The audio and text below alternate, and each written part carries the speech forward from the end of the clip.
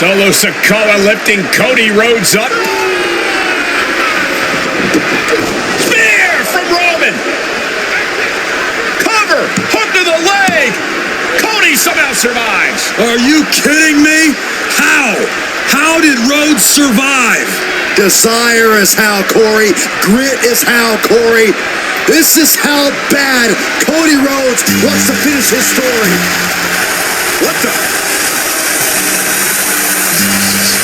It can't be! It is!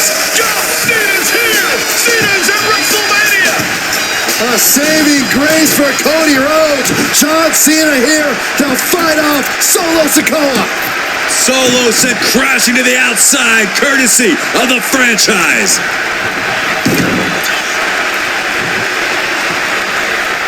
And an attitude adjustment! The chief has been dropped.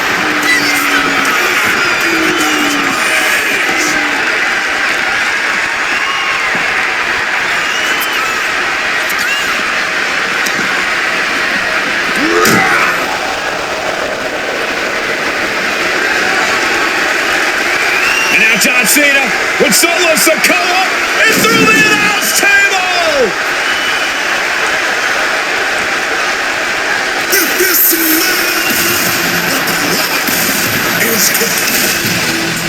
Oh, hold on, guys. Hold on. You gotta be kidding me! The final boss is at WrestleMania. What a moment this is. Brings back memories from WrestleMania over a decade ago.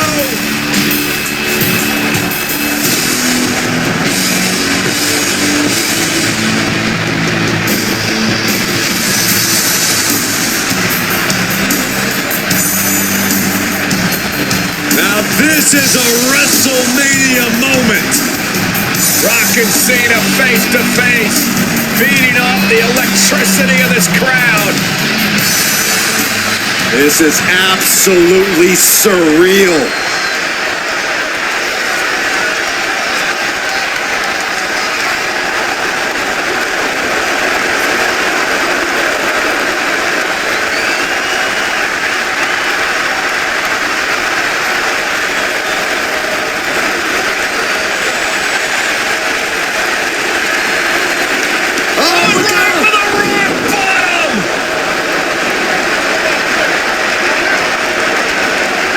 The final boss strikes, and Cena is down.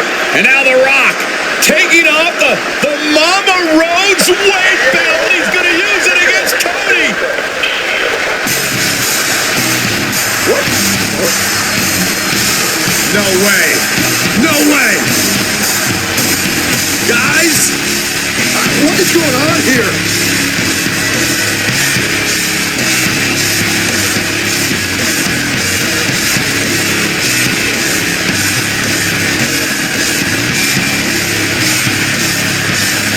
You know that music all too well, but it's Seth Rollins, and a Superman punch by Reigns intercepts Rollins, who's out here in the old Shield gear.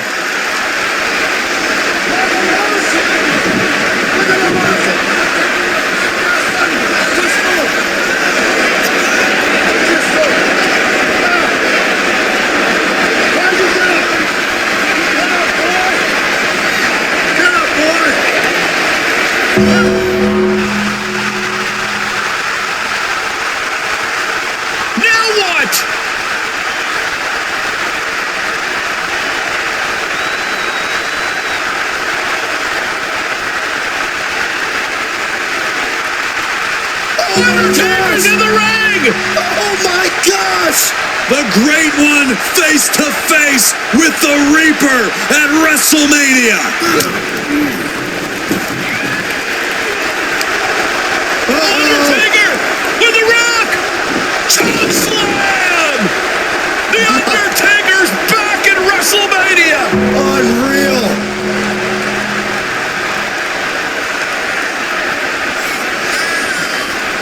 And now Roman Reigns and Cody Rhodes struggling to grab a hold of the steel chair in the ring.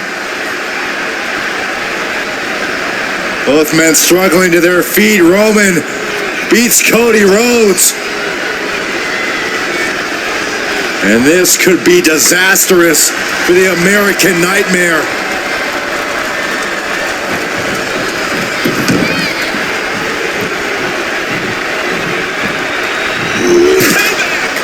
For all those years, Plan B.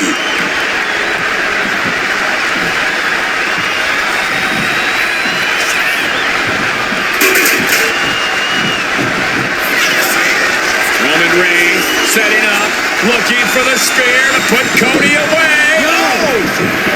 Cody catches Roman. Crossroads. Another crossroads. Looking for the trifecta now. Finish the story. Everybody seems to think that WrestleMania 40 was the night the Bloodline ended. But anyone who knows us knows that it's going to take more than one bad night to bring us down. If anything, we're just getting started.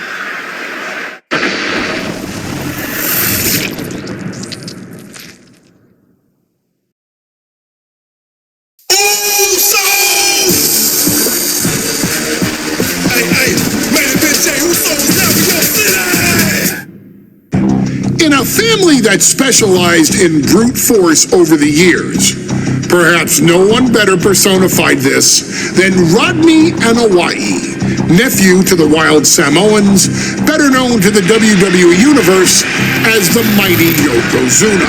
What's up? The family's first world heavyweight champion, Yokozuna arrived to WWE in the fall of 1992. An imposing behemoth, to say the least, Yokozuna would make an immediate statement, winning the 1993 Royal Rumble just a few months after his debut. This victory would grant him a WWE Championship match at WrestleMania 9, where he took on Bret the Hitman Hart. This meteoric rise to the top was only a hint of the dominance Yokozuna would have on WWE for the next year. 2 WWE Championships, a WWE Tag Team Championship, victory over the era's titans like Bret Hart, Undertaker, Lex Luger, and Hulk Hogan. Yokozuna is my middle name. I'm named after my uncle. I carry it with like so much pride and weight on my shoulders just because of like what he's done for this business and like who he is as a person too. It's a cool middle name to have, man. I represent it with the pride, man, that I have. Hopefully, man, I'm making him proud by doing that. The manner in which Yokozuna melded incredible size with unspeakable agility shocked the WWE Universe, who to that point were used to their monsters.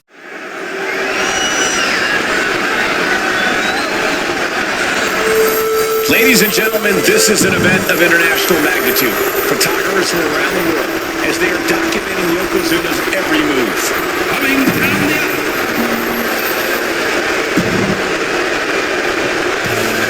Listen to this! What a phenomenal ovation for the WWE Champion. His opponent, coming down the aisle in his neck, the mouth of the South, Jimmy Hearst, from Venice Beach, California, weighing in 302 pounds. You can see it in the eyes of each individual. Only razor sharp focus. Michael Cole.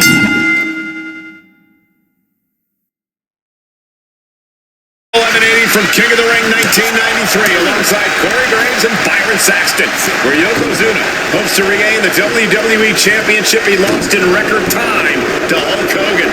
Both men coming in with so much to prove. Hogan wants to prove his controversial WrestleMania win was no fluke. And he's also promised to finally slam the 550-pound giant right through the ring. Yokozuna wants to Erase the memory of his initial title reign that lasted mere seconds. He knows that a fresh Yokozuna can beat a fresh Hulk Hogan, and tonight is the chance to prove it.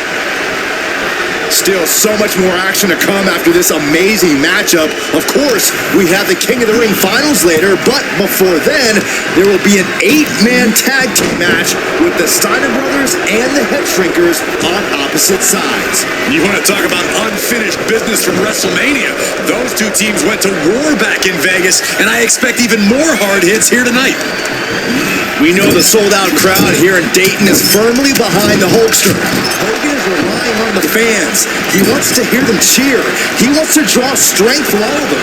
But Yokozuna is completely focused. He has not taken his eyes off Hogan. Oh no, bare-hearted pride. This guy is turning it around too big. Stomping away. Can we talk about Yokozuna's meteoric rise in WWE? He's quite pretty sure about time. Just look at the man's track record in major events. He made his premium event debut with a quick win at Survivor Series, won the Royal Rumble in dominant fashion, and then captured the WWE title in the main event of WrestleMania. But that momentum ground to a halt after Mr. Fuji's ill-timed challenge ended Yokozuna's title reign after mere minutes. Yokozuna needs to get back on top with a win here tonight.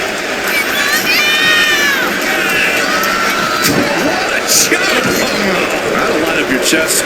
An overbearing assault on Hogan now. Yokozuna making Hogan regret wanting this match. I love it. Yoko now. Belly-to-belly slam. That's got to be the end of Hulkamania. Jimmy Hart trying to rally. And a kick out by Hogan with authority. Hulk Hogan's not done yet. Hulk Hogan is coming alive. Yokozuna back to his feet. Big chop to Hogan. And Hogan's starting to hulk up here. How many times have we seen this over the years? These massive strikes from Yokozuna having absolutely no effect on Hogan. Hogan fired up. Hogan's ready to go. Hogan feeding off the energy of all the Hulkamaniacs. And here comes Hulk. And Yokozuna being backed up to the ropes. Big boot. I can't believe Yokozuna's still standing. Hogan continuing to pour on the offense. A second big boot, but Yoko still on his feet. Don't let up, Hulkster. Keep swinging, keep firing away.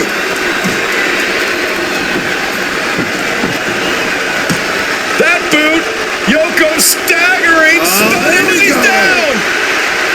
Drop the leg, Hogan. Drop the leg. Hogan, leg drop. Here's the cover on Yoko, who kicked out of the leg drop. What? Get Mr. Fuji out of there. Hogan feeding off the energy. Wait a minute. What is that photographer doing on the apron? There's a match going on. What the heck? What was that? What in the world just happened here?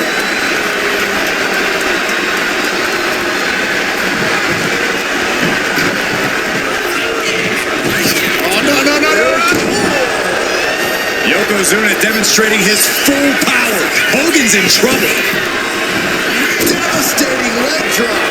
That was the work of a one-of-a-kind superstar. Once again, Yokozuna has delivered. Cover. We got a new champ here. Strong kick out at 2 from the champion. I am in shock. What's it going to take to keep this guy down? Sent to the corner. A colossal headbutt from Yokozuna, and the big man looking to end it all right here. Yoko making the climb to the middle rope. Bullseye drop. It just got as bad as it could for the champ. 2. Got a new champion.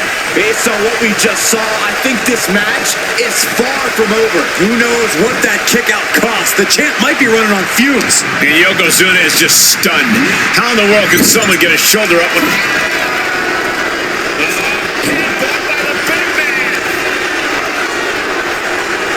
This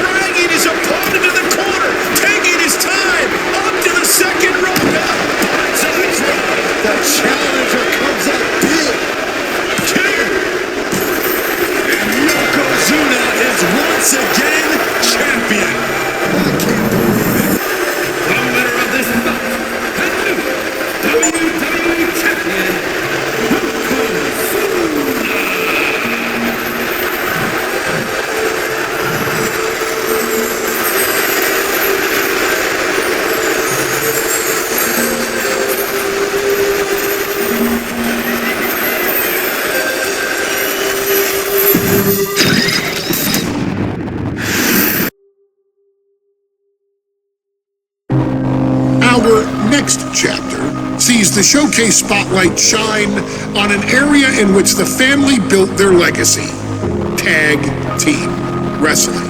Starting with the wild Samoans, Alpha and Sikoa, all the way through to more recent champions like the Usos or Tama Tonga and Tongaloa. This dynasty has always excelled in tag team competition, consistently showing an ability to dominate the division with a wide variety of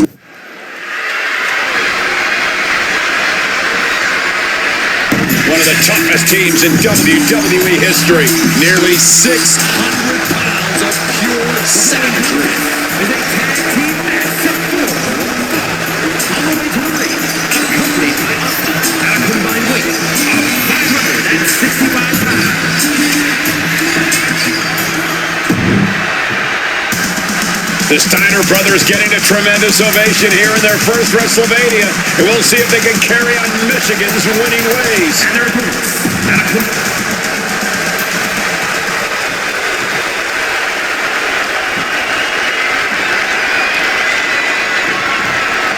Big fight feel in Las Vegas as Gladiators face off here at WrestleMania 9. And we are watching four men who would have been right at home inside of a Roman Coliseum. The Head Shrinkers and the Steiners are ready for a true battle. Both teams are relatively new to WWE, but we've seen that each duo is not afraid to get physical. Each side is looking for their first WrestleMania win, and they will do anything to earn it. Samoan Fatu, already some success in the tag division tonight, could really be their coming out party. Well, they certainly have a tradition to uphold, Cole. The man in their corner, Alpha, has held the WWE tag titles on 3 occasions, and he's primed to bring the Head Shrinkers to the top as well. Placing him in the corner. Out face first. Uncorked a big punch. Brutal club.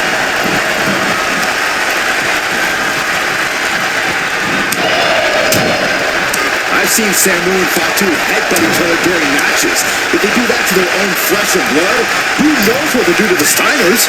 It's just a byproduct of the brutal take-no-prisoners offense of the Head Shrinkers, Byron. These guys will bite, scratch, and claw their way to a win. Rule book be damned. And with Rick and Scott coming from an amateur collegiate background, they might be a bit more hesitant to bend the rules. Hopefully the Steiners can adapt fast. The Head Shrinkers and Steiners are two of the brightest young teams in WWE, but they both come to this match with a few years of experience in WCW.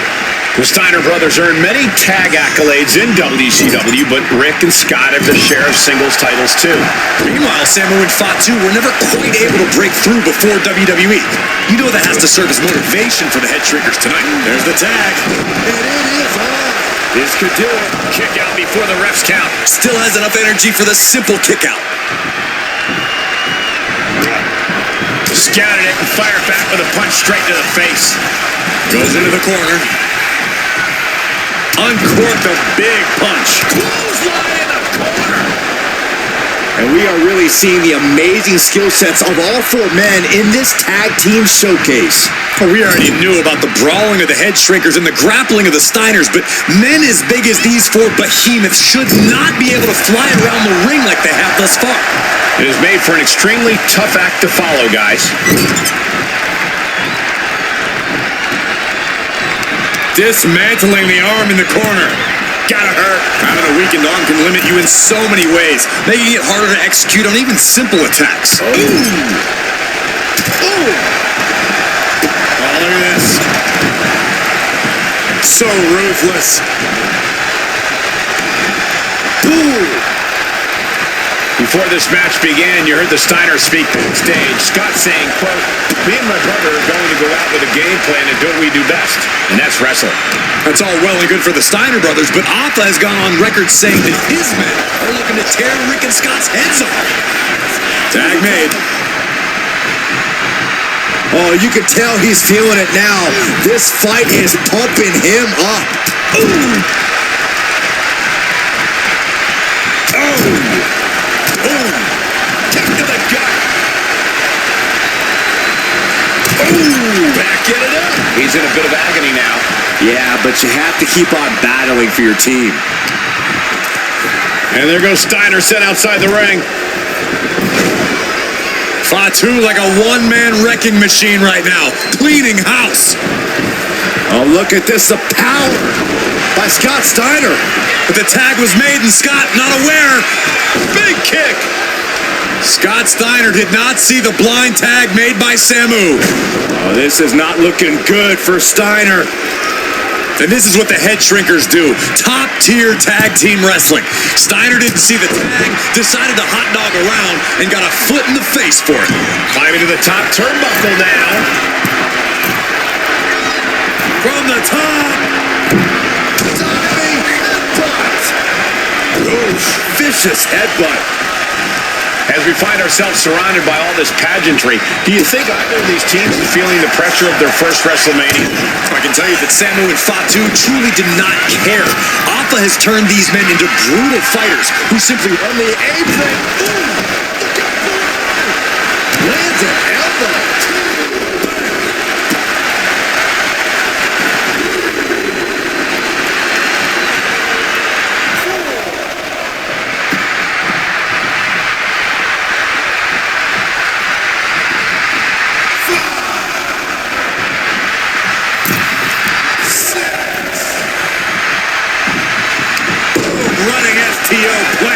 Nicely done.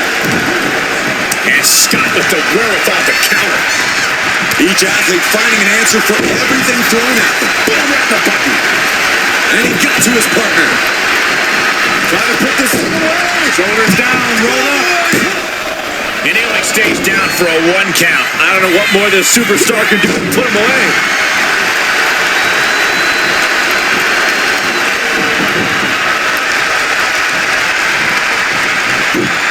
Steiner fell right into that one. Just a nasty headbutt. Look at this, just what a barrage of stops.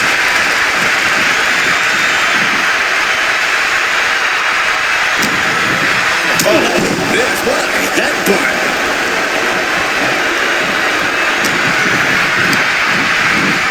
And into the corner he goes. Boom, what a right.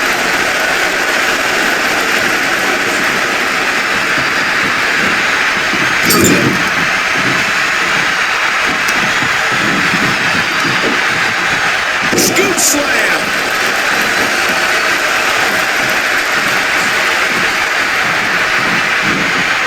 Dominating shoulder tackle. Tags into the match.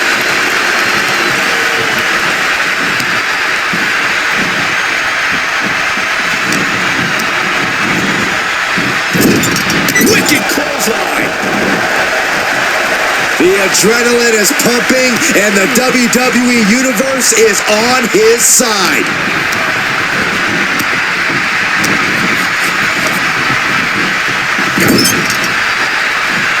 Wow. Getting tagged in.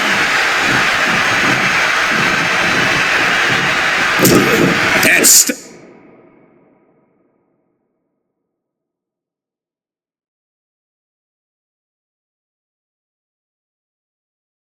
up and away in the corner. Then a knee right to the throat.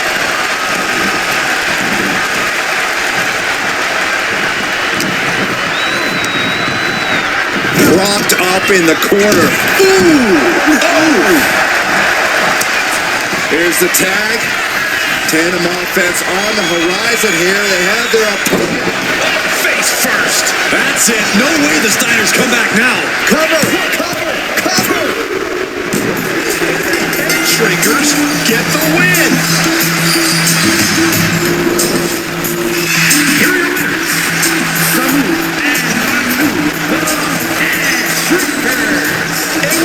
Huge win for the Shrinkers tonight. Samu and Fatu making their family proud and proving themselves as top contenders in the tag division.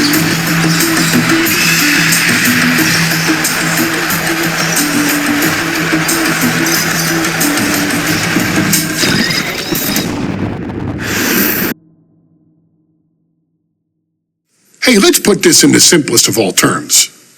Dwayne "The Rock" Johnson is the biggest celebrity on the face of the planet today. Now, whether he's a blue chipper, the people's champion, or as we know him right now, the final boss, The Rock has always commanded all of the attention in the arena since the very first moment he made his WWE debut at the 1996 Survivor Series. Born into this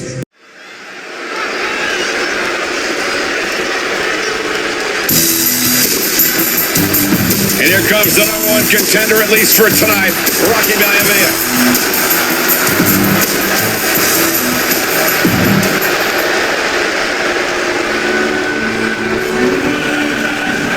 On his way to defend the Intercontinental Championship, Hunter Hearst Helmsley. You can see it in everyone's eyes. They all want this championship. The Intercontinental Championship is on the line here between two superstars who don't have anything nice to say about one another. The challenger, Maivia, and our current champion, Hunter Hearst Helmsley. Well, Helmsley is our champion for a reason. He's a cut above the rest, a higher class of in-ring competitor. This Maivia guy should learn his place and respect his betters. Well, that attitude is exactly why Maivia is so eager to go after Helmsley and his title. He wants to prove Helmsley is just a snide and arrogant blowhard who doesn't deserve to be champion. Only one of these men will leave this ring our Intercontinental Champion. This should be a memorable match. Before this match, I was talking to Helmsley, and he said he can beat the snot. Cobra Clutch. Torturing their opponent. After everything he's been through, will he give in right now? Will his body In trouble here? A couple of elbows to the jaw, and that'll break things up. A torturous knee. If Maivia is going to take down the more polished and experienced Hunter Hearst Helmsley, he's going to have to do it with unrelenting energy. Rocky has to keep coming at the champion with big attacks until Helmsley collapses under the onslaught. It's a bold strategy that will take everything the young Maivia's got, but you're right. It could be his best path to his first championship win. On the receiving end. And Byron, Rocky has tremendous exuberance, tremendous youth. He's going to be a star for a long time. I think Maivia shows more promise than any other wrestlers I've seen come into WWE. You're talking about second-generation wrestlers, but with Rocky, you're talking about 3 generations. This guy is going to be phenomenal.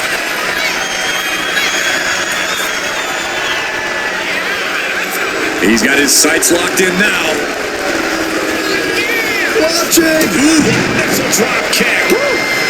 Maivia took to the sky and executed that high risk perfectly. I don't think Helmsley had that scouted at all. Hits the drop kick. Ooh, well measured. And even before the bell rang tonight, I think Hunter Hearst Helmsley has been trying to frustrate Rocky.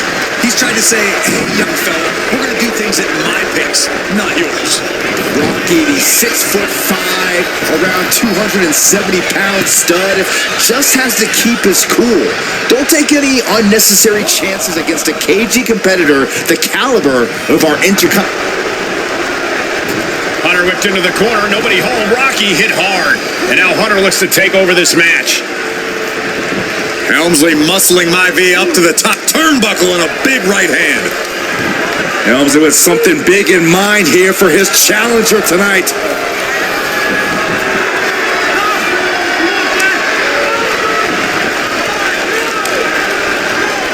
This is just blatant disrespect from the arrogant champion. Almost daring Rocky, hey, you really want my title? You really think you're going to be Intercontinental Champion? Up to the top. Look at Rocky into a superplex. This could be it. Can Hunter capitalize? This could be it. Hook in the leg and a cover, and Rocky stays in it, getting his shoulder up. Still not enough to put out the flame of Maivia. Hunter has to be asking himself, what else do I have in my arsenal? And I think we may get our answer, gentlemen. Yeah, it's just a matter of time, I believe, before this one's over. Hunter hooking Rocky, taking his time, looking to put him away. Maivia just collapsed. This just shows you how much damage Hunter Hearst Helmsley has inflicted on the challenger in this matchup. I think Maivia's done. Official might want to step in, call this one. The official checking on Rocky. Hunter Hearst Helmsley believes this is close to being over. Lifting him back up again. Rocky rolls through. Shoulders down. Rocky wins the title. Rocky Maivia has shocked Hunter Hearst Helmsley. Here's your winner and the new Intercontinental Champion, Rocky Maivia. We have a new Intercontinental Champion.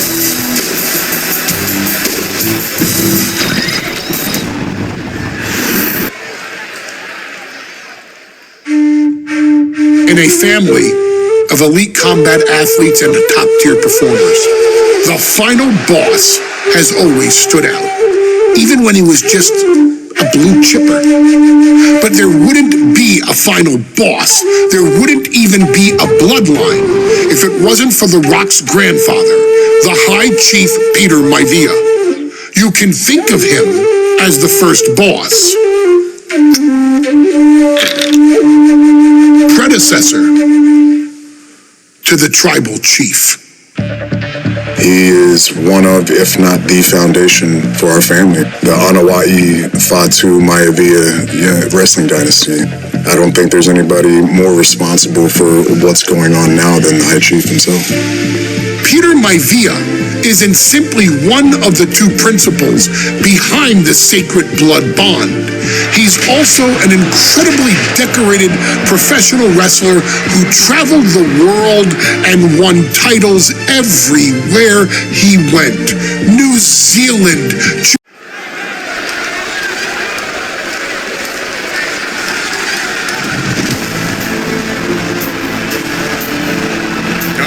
Somebody called the local zoo.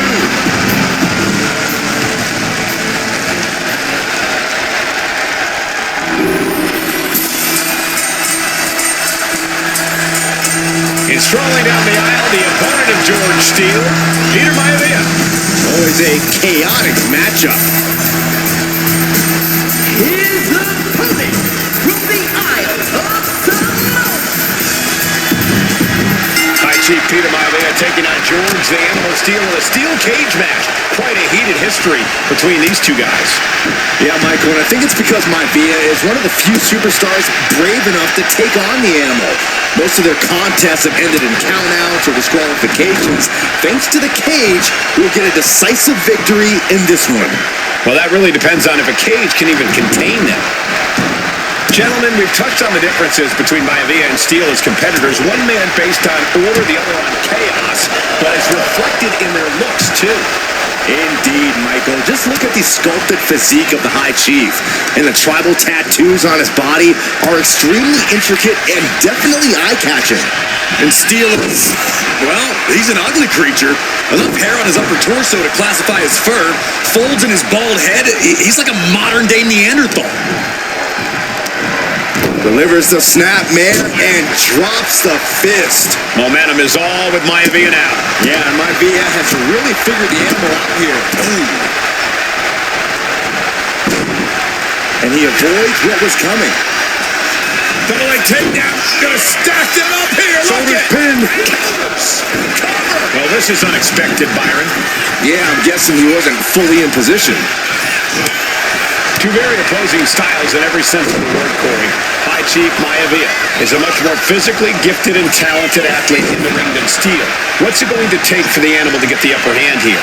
Well, he's got to be even more chaotic than ever inside this cage. Nothing about Steele makes sense to someone as traditional as Maivia.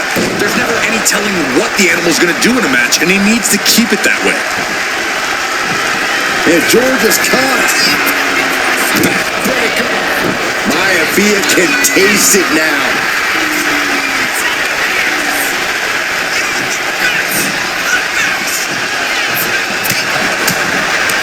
Chief Peter Maivia really making a name for himself at WWE, but he's had plenty of experience on the way up. Plenty of championships on the West Coast, but he's made the biggest splash in Hawaii, where he earned multiple tag team titles. Oh yeah, Maivia is a huge celebrity on the islands. In fact, I've heard some consider him the personification of Maui. Peter Maivia is looking unstoppable now. And you can see Steel is struggling to weather the storm of the High Chief. Fends it off. Good counter. Overhand chop. The animal may be wounded prey at this point. The High Chief closing in on a successful hunt. Ooh, great anticipation.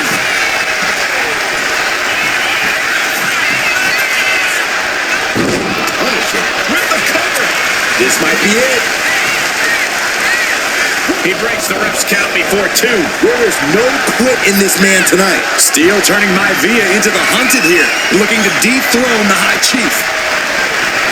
Bang! What a punch. Peter Maivia very tough, but he also has movie star. Now here's Maivia looking to secure the victory. Oh, come on. Did you really need to stop the pin like this? Setting up again. There's the backbreaker. And George is laid out. Ooh, what a headbutt.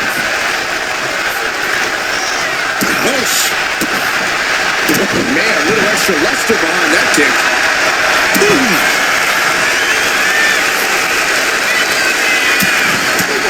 Oh, right to the throat. Oh, Lord. What a headbutt. Steel is becoming a bloody mess in there.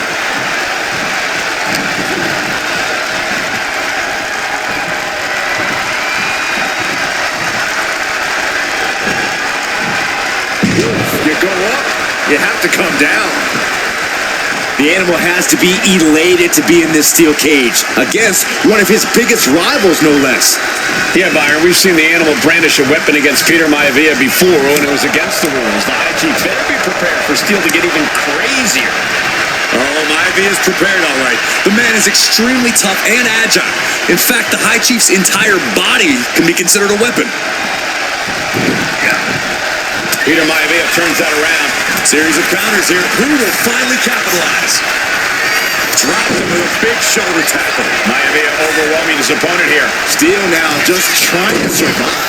Maivia just dominated the animal with that one.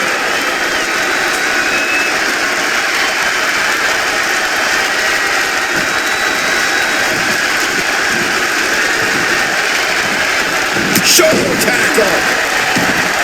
George the Animal Steel might be a bit of an underdog here. In fact, he lost a match by countout to the High Chief. In Steel's defense, I'm not sure he knows how to count exactly. We're all in soon. We could be seeing a submission here. A stump puller. The pain's too great. That's it.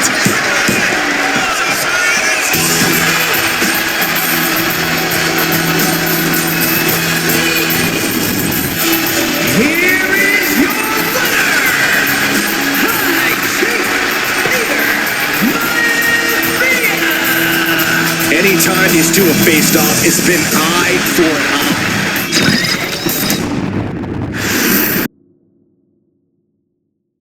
She's not like most girls. She's also not like most WWE superstars.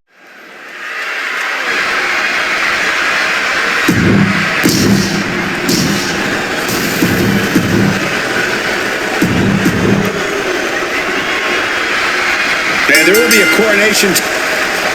And Nia now misses wildly. Lyra goes up over the top. Nia's got a caught, though. Lyra trying to rely on her technique to bring down the irresistible force, but having no luck at the moment. I'm not sure this is going to work either. Jack's just entirely too strong, but whoa! That was interesting. Oh, nice athleticism by Valkyria. Even Jax might be a little impressed. I wouldn't go that far, Saxton. Here comes Nia, just imposing her will on Lyra Valkyria. Again, Lyra showing how resourceful she is, applying the sleeper to Nia Jax. Lyra tried to hold on. And now Nia Jax in control, and she's going to look to put Lyra away. Nobody home. She's outside the ring, and Valkyria's got a chance. Huge window of opportunity. Right now for Lyra Valkyria to strike. Lyra may actually pull this off. Lyra may become queen. Lyra has the advantage. She has Nia reeling. But Lyra can't win Queen of the Ring with Jax on the outside. This match has to end in the ring. While Nia Jax throws a hard punch. Anything can happen in WWE. It used to be a tagline, but it's the truth. And Lyra Valkyria is living it. Over the last 12 months, Lyra has already knocked off the likes of Becky Lynch and Io Sky, but she's never faced anyone the size of Jax. This is a first for her career.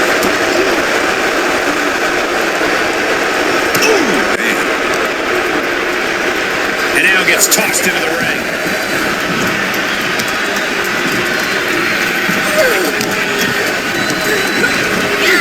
Placing her against the turnbuckle. Oh my goodness. So ruthless.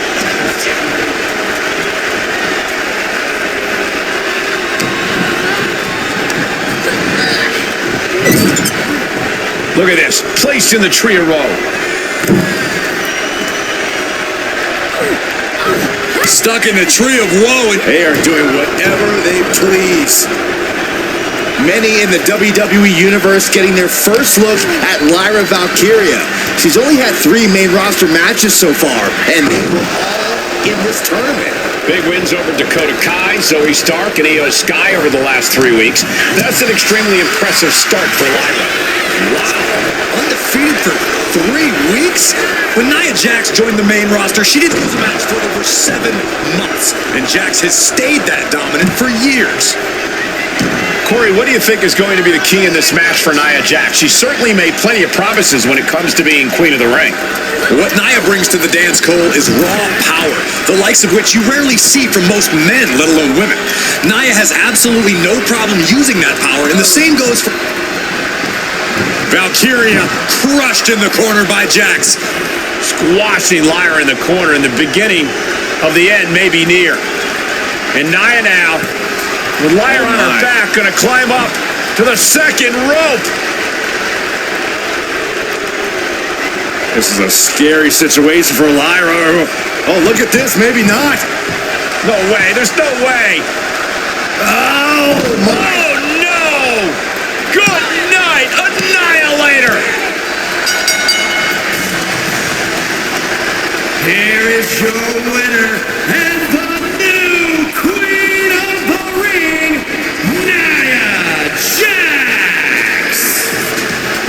What a victory to the brand new Queen of the Ring.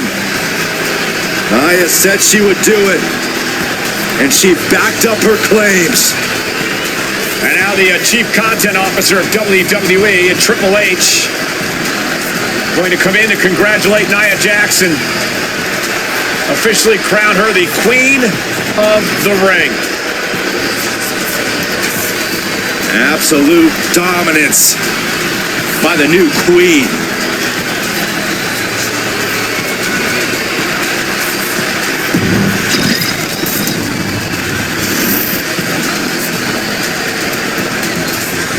I'm sure you will agree with your wise man. Many WWE superstars say they will do whatever it takes in order to achieve success. Quite often, it's a bunch of BS. But if you're lucky, you may run into someone who is willing to look out for the group. Someone willing to make sacrifices. And for this family, there was no one better than Rikishi. After the Head Shrinkers run in WWE came to an end, Rikishi, then known as Fatu, would go on a journey of self-discovery. This journey would lead to him taking on the name Rikishi, a subtle nod to his cousin Yokozuna, as well as an opportunity to start fresh with a global audience. Well, my dad, when he became the Rikishi character, when you think about Samoan wrestlers, right, or mean, or aggressive, he made it like his own flavor. right? You know, he had the blonde hair, still carried the aggressiveness, but I think he just wanted to add like a little flavor to it. But it became even more popular to our culture. Rikishi blitzed WWE from the jump, devastating opponents with new tricks and winning people over with his fat-ass dance moves. That Rikishi is fat, all right. P-H-A-T. And with this wave of newfound momentum came even more success, with Rikishi capturing the WWE Intercontinental Championship and displaying incredible athleticism in iconic moments like when he dove off the top of the steel cage. The year 2000 belonged to Rikishi. But little did anyone know, Rikishi held a dark secret regarding a decision he'd made not for his own benefit, but for the benefit of the family. It was at the 1999 Survivor Series that Stone Cold Steve Austin was hit by a car in the arena parking lot, forcing him from the main event later that night for the WWE Championship. For nearly a year, all of WWE was consumed with figuring out who was driving that damn car and why Austin was targeted in the first place. The verdict came in. The car was driven by Rikishi. Rikishi would stand strong. Stone Cold Steve Austin. I didn't do it for me. I did it for The Rock. What? Rikishi would lay out a year's.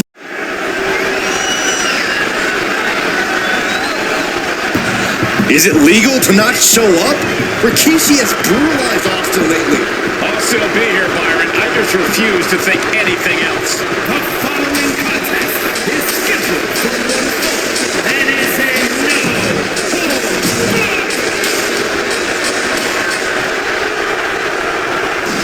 Is he here?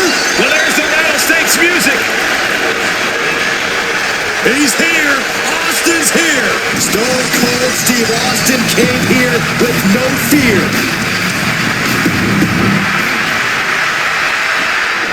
We now know the sick, demented side of Rikishi. Rikishi almost cost Austin his life and said he's here tonight to finish the job. Listen, Rikishi has seen members of his family be skipped over while other superstars skyrocketed to unimaginable heights. Rikishi feels it's The Rock's time, not Austin's. It's been a month of stunning revelations, all leading to the in-ring return of Stone Cold. Dragon Screw! We've talked so much about motives leading into this match. In my view, Rikishis are delusional. His family have been given equal opportunities, and they all took full advantage of them. Yeah, my blood boils at the propaganda Rikishi's been selling. But I'll tell you about the most legitimate motive in this story, and that is payback for Stone Cold. Austin nearly had his life taken from him, and there was no greater reason to stomp the tar out of somebody than that. Rikishi feeling like he has a job to finish tonight. A career and Stone Cold's to bring to an end. Rikishi is picking the competition apart. No one holding Rikishi's family down now, taking out all those years of frustration on Austin here. We talk a lot about Austin being prepared for a fight. Talk about the rattlesnake preparing to make Rikishi a dead man. Well, right now it's Rikishi doing the brawling. Rikishi's disdain for Austin looks greater than even we anticipated.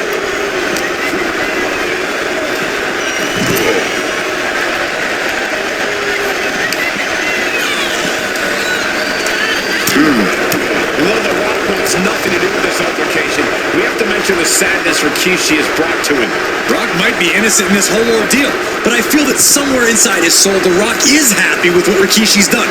The Rock is proud to have Rikishi and his family. No, Corey, what kind of lies are you trying to spread? We've heard Rock say Rikishi deserves what Austin is going to bring him. There's no family pride in that statement. I'm just saying that blood is thicker than water, and it's been an easier ride for Rock without Austin in the picture. And that's thanks to Rikishi. Sounds more like Rikishi is trying to take credit for all success. Rikishi with an onslaught here against Austin. Dare I say, Stone Cold could be in trouble.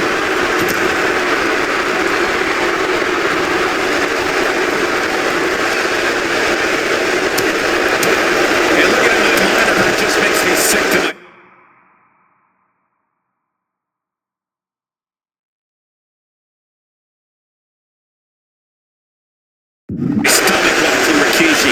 This is a man who has no remorse and feels justified for running Austin down like a dog. Look, to be devil's advocate, you've got to look at Rikishi's perspective. He's proud of his Samoan lineage and saw an opportunity to give his people a leg up in the shark tank that is WWE. Are you serious, Corey? Rikishi ran over another human being. We're fortunate that it only put Austin on the show for 10 months instead of his whole life. It's sick that we would even condone what Rikishi did. Don't. He left himself wide open. Big mistake. And there's Austin sent flying. Taking this match to the outside.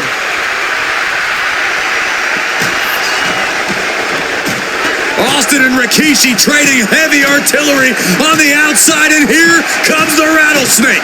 Stone Cold Steve Austin fired up and revenge on his mind. You gotta think about how bad Austin has wanted this ever since Survivor Series last year. Been dying to get his hands on Rikishi. All of that venom, all the vitriol inside of Austin being unleashed on Rikishi right now. Remember, this is no holds barred. Anything goes. Austin has Rikishi down. The rattlesnake is red hot. And do you hear this capacity crowd? They want more from Stone Cold. All that he wants to see Rikishi get beaten down like a pile of human filth. Scary mindset for the rattlesnake. Austin has scattered pictures of Rikishi all over his home. Said that every time he looks at Rikishi, he's looking at a dead man. Rikishi taking that as an empty threat, thinking that Austin isn't the man he claims to be. But trust me, when Stone Cold says he has you in his crosshairs, that's no empty threat. This conflict is beyond disturbing. Corey, what's going through Rikishi's mind when it comes to defeating Stone Cold? Rikishi has to be prepared to endure an emotional storm like he's never felt before. The big man must recover from that and use his weight to immobilize the rattlesnake, because we know Austin will not stay down. Rikishi is picking a competition. Austin is just one move from turning this around. Oh, man, right into the steel steps.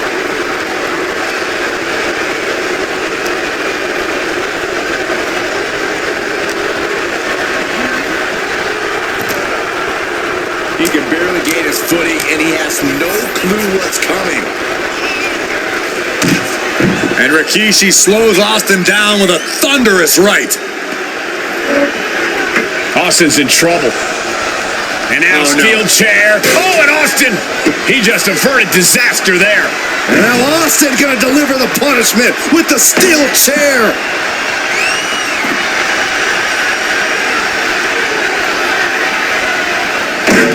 A relentless Texas rattlesnake beating the brakes off of Rikishi with a steel chair. And again, thunderous blows by Austin. Down goes Rikishi. Austin. I know Austin has good reason to be doing all this, but he could be taking it too far at this point. I don't think the rattlesnake is taking it far enough, Corey.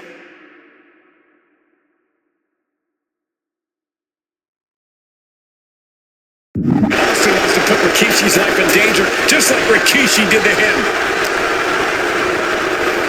Ooh, sent straight into the ring post. He goes back into the ring here. Going outside. What's he got planned here?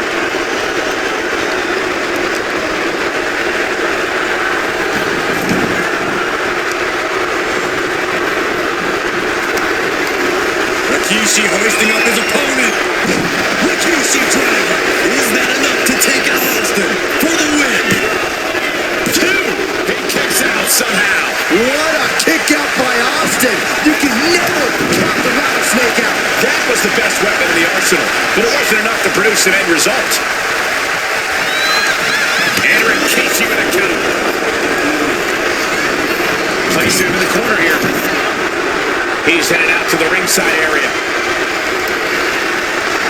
Looks like he's ready to knock things out of the park here. What a shot. Clothesline knockdown. Here we go. Comeback time. That superstar's on fire. Pace begins to quicken.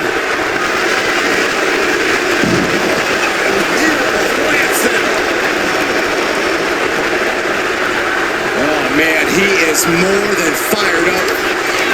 Scooped up. here it comes. Rikishi Dragon. Rikishi may put the exclamation on this one. There's two. Rikishi somehow defends the rattlesnake. Damn it.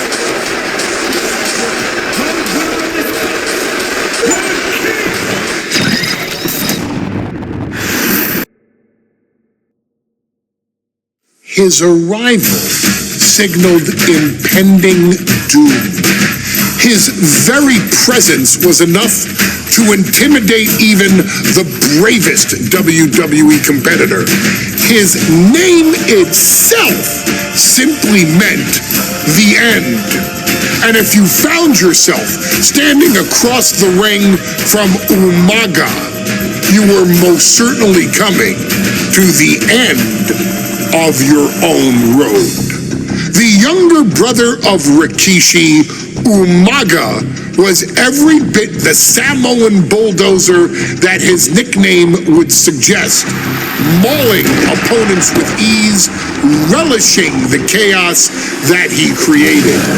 A menace to the entire roster, an unrepentant badass, Umaga tortured his prey with high-impact collisions before ultimately sealing their fate with his vaunted Samoan spike, a vicious move used today by Solo Sikoa.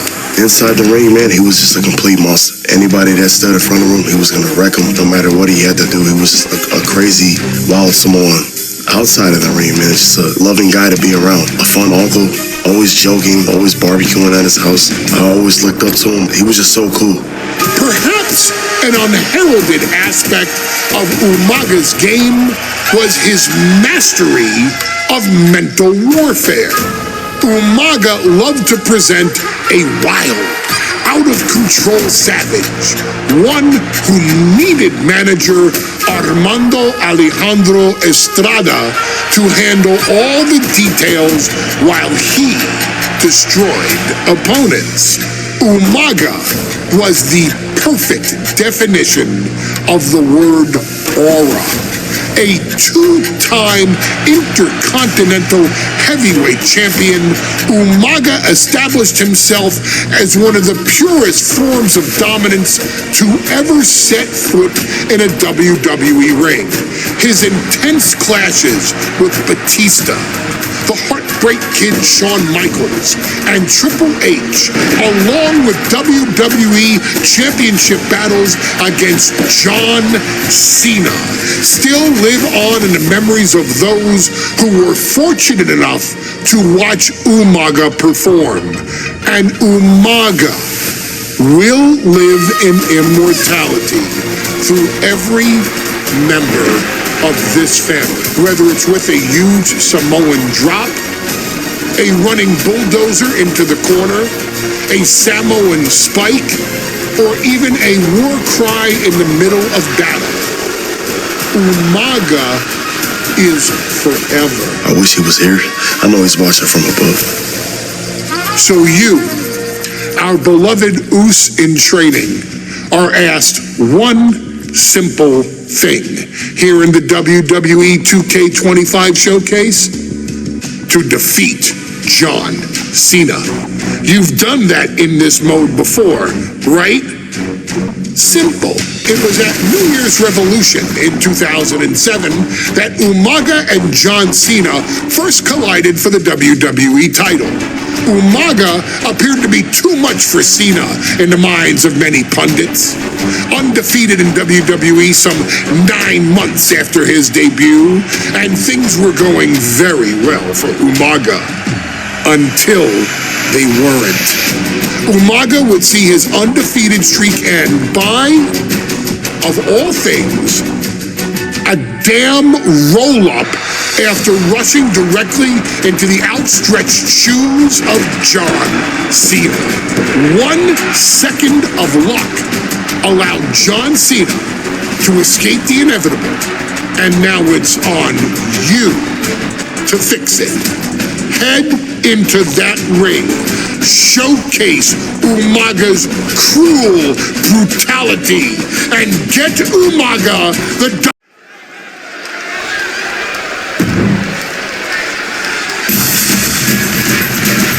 Well, ladies and gentlemen, here he is. He could be the next WWE champion, the near 400-pound Umaga. A man that's...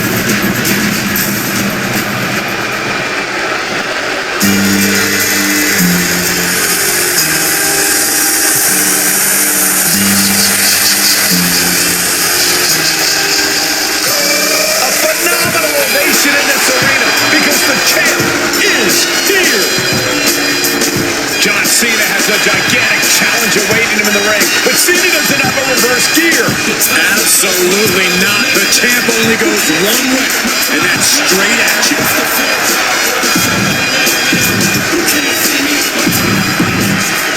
Desire and resolve. John Cena and Umaga battling here for the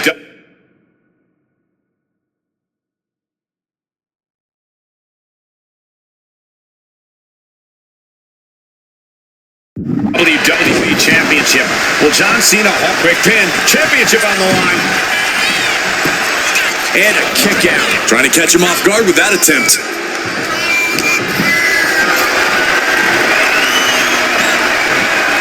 Looking for the power slam. Their opponent has other plans. Are you kidding me? And don't expect much of a wrestling match in this one. Expect more of a brawl. This is not going to look pretty. It's going to get ugly. This is two trains on a track to a head-on collision. Toe to toe. It's going to be bad. It's going to be bloody. And it will come down to who wants it more.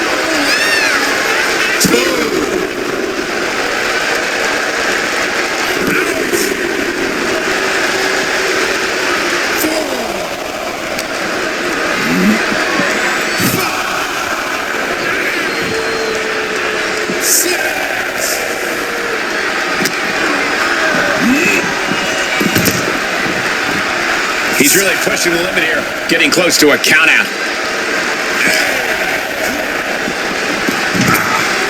Here he comes, sliding back into the ring, taking things to the outside, but got to make sure to heed the official's count. No question John Cena has his work cut out for him taking on Umaga, who's been aptly named the Samoan bulldozer for his relentless offense. Yeah, Umaga may not be as refined in the ring as other superstars. His ruthlessness more than makes up for the difference. If Umaga can connect with some truly merciless attacks, then Cena and his title reign could quickly be in trouble. Into the steel steps. That's got to be a tide turner. And you just see Cena's legs bent awkwardly off the steel steps. Umaga really pinpointed a target with that attack. I don't know if it was strategic on the part of Umaga or just a result of his rampage, but either way, taking out Cena's foundation is going to sway the power advantage into Umaga's favor now. Cena tonight attempting to do something no one else has been able to do. Be it HBK, Triple H, Kane, the list goes on and on. No one has been able to beat Umaga. Since debuting in last year's WrestleMania, he's never been pinned, never been submitted. Umaga is a man who's decimated every single thing in his path. It's not hyperbole to call him a dangerous and deadly savage. Overwhelming offense down from Umaga. Cena has no response for Umaga's savage and brutal offense. Heel kick. Might just have the quickness advantage over the champ. That could factor into this in a very big way when push comes to shove. That's using your head. A rare position for Cena in this fight. We can't often say that John's overpowered in a matchup, but this 360-plus pound Samoan bulldozer is more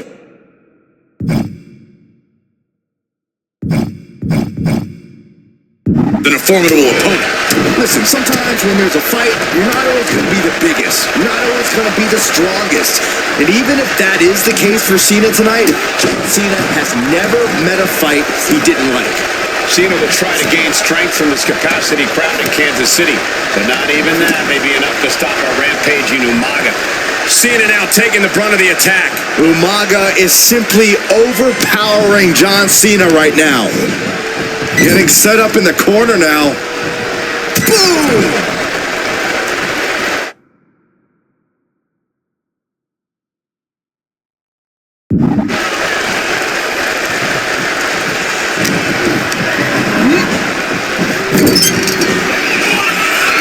And Cena flattened in the corner. Umaga's just overpowering him. Look at the strength. Into the corner, just setting Cena up.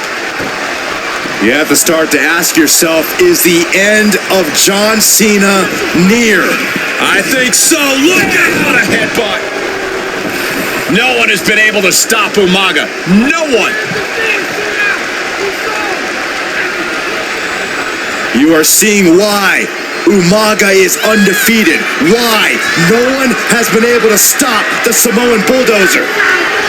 Here comes Umaga, and Cena catches him with a boot.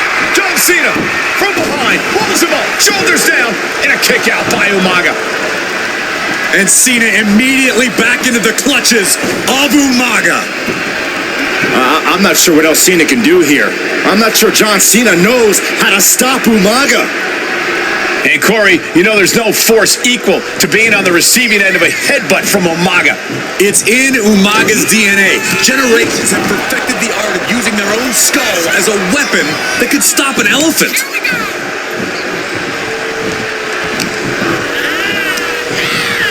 Pulled in from Belly to belly. Sometimes I look at Umaga and it just scares me. I think he forgets that he's even in a championship match. Estrada is very aware of it, but Umaga sometimes looks oblivious to what's going on, other than the fact This'll do it. Umaga, Samoan spike. We might see a new champion crown. the cover. New champion, an undefeated champion.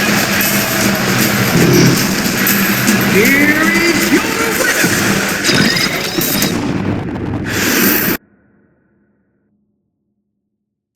Hey, in WWE, things move really fast. If you aren't present in the moment,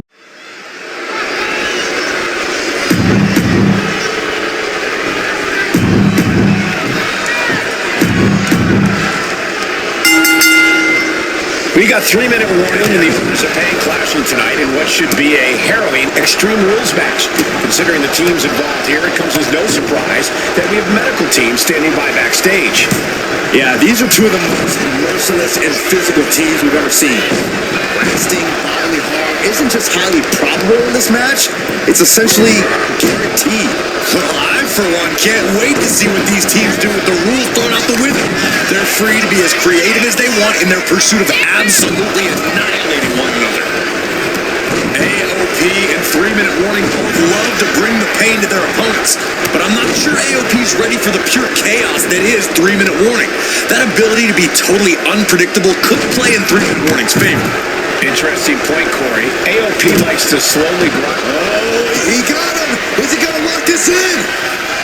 Man, Rosie and Jamal Aikman resolve. How do you get out of this? Oh, look at that. What a great counter. Was the official not seeing him removing the turnbuckle? Keep your voice down. Razor cuts him off. Big boot to the gut. The clubbing forearm. Boom, what impact. Aikman found himself in the wrong place there. From the middle rope. Oh, what a splash. Getting the cover here, behind the end. He's been dealt a good deal of damage.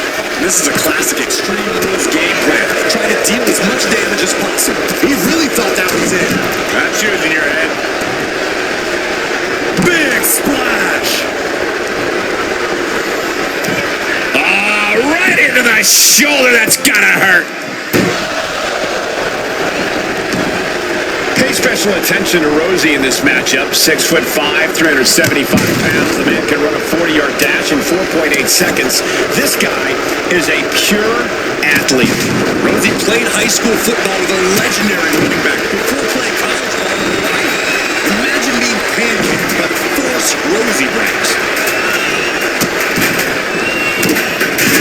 As an answer for Aikman, I can't see this fight going much deeper. I'm positive this wasn't his game plan, but if he wants to survive this match, he needs to come up with a new plan ASAP. Stop. God, a chair shot to the liver.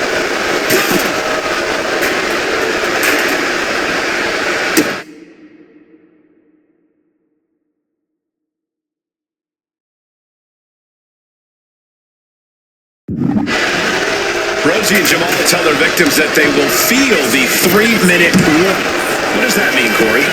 Well, it means a lot of superstars will get run over by the pain train, and it's only going to feel like the longest 3 minutes of their lives.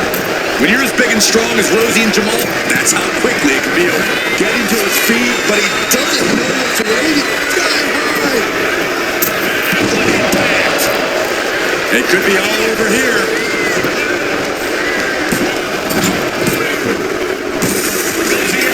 Survive Extreme Rules.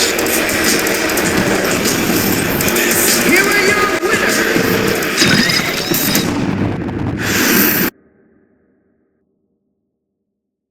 We've come to the part of the showcase where we get to talk about Tamina.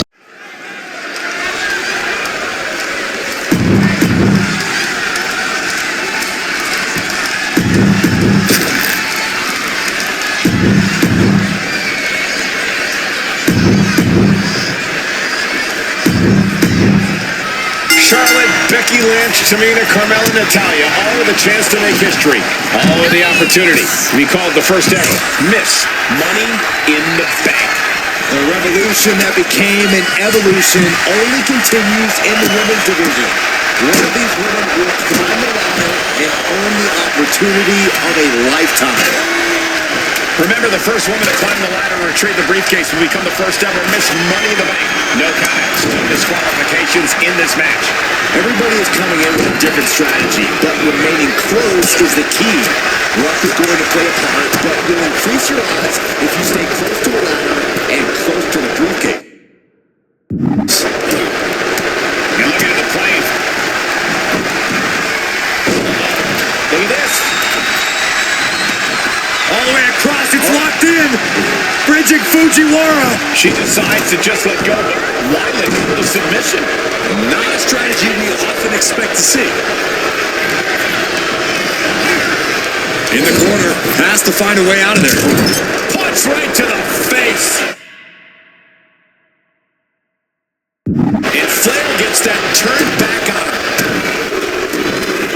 Hey, come on here. Yeah, I'm sure that'll stop it. You want to control the tempo, you want to dictate the pace. That's right there is how you do it.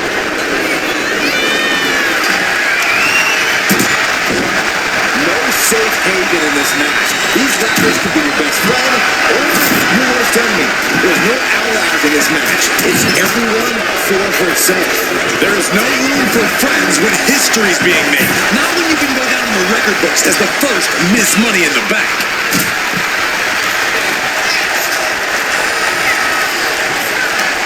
Watch out! Double rusted leg sweep! A couple of individuals with an equal purpose, uniting forces to dispose of their competition. I assure you, this is even harder than it looks.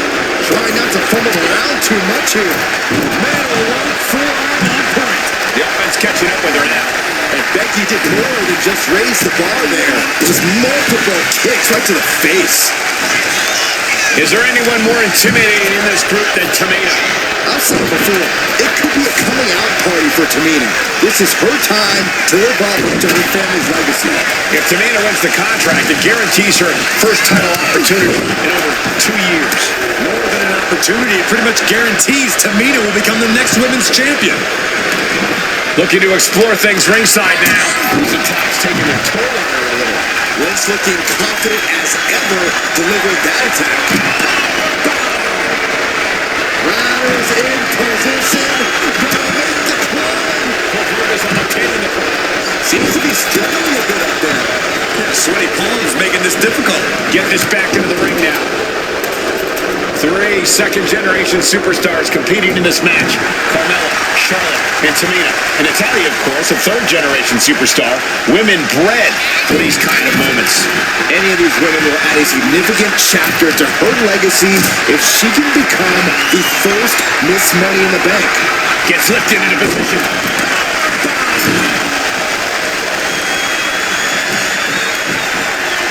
Nice reversal by Charlotte Flair. What you just saw is why we say Charlotte is genetically superior. And undeniable athleticism from the Queen. Measured knee drop. And that last bit of offense looks to have cut deep. She is bleeding badly now. Could be having some impaired vision. A contract that can change lives hanging above the ring. probably the most profitable opportunity in our sport.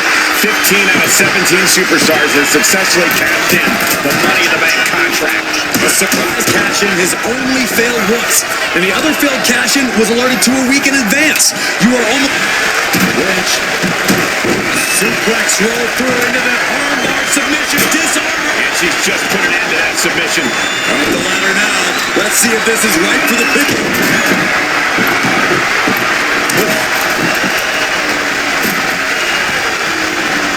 And she's set right into that corner.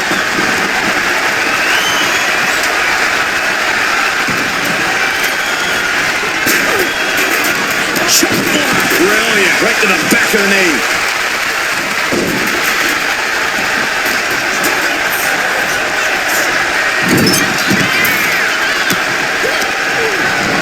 Forcing her right out of the ring. She's got the ladder position how she wants it. Creating a deadly situation in the corner.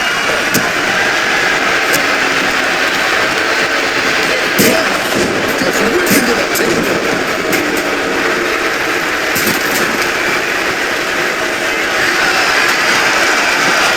That's just hard to watch. No doubt about it.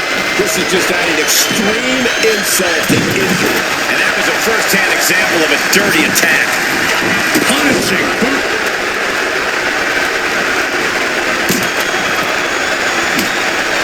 Money in the Bank briefcase still hanging high. This is what it's all about. The opportunity of a lifetime. What are you willing to do? How much can you sacrifice to be the first Miss Money in the Bank? What's the plan with this ladder in the ring? I guarantee it's nothing good. High knee right between the shoulders.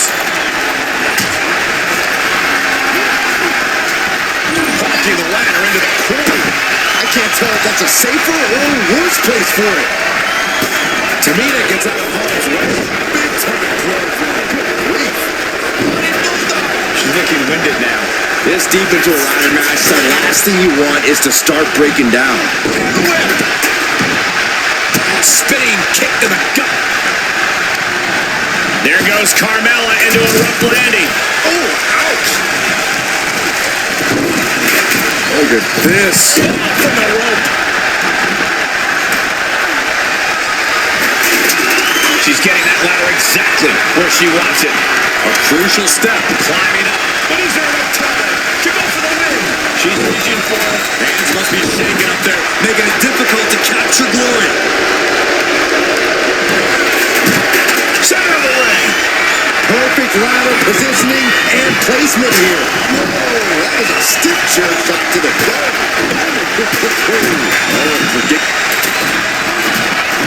Liz looking secure.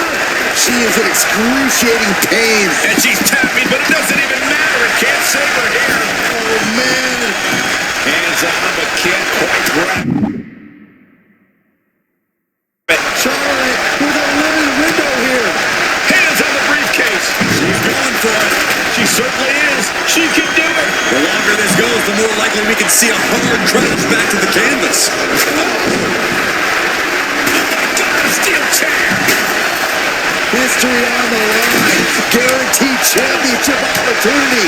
Nothing but carnage happening in this one. 5 women fighting for their key to destiny.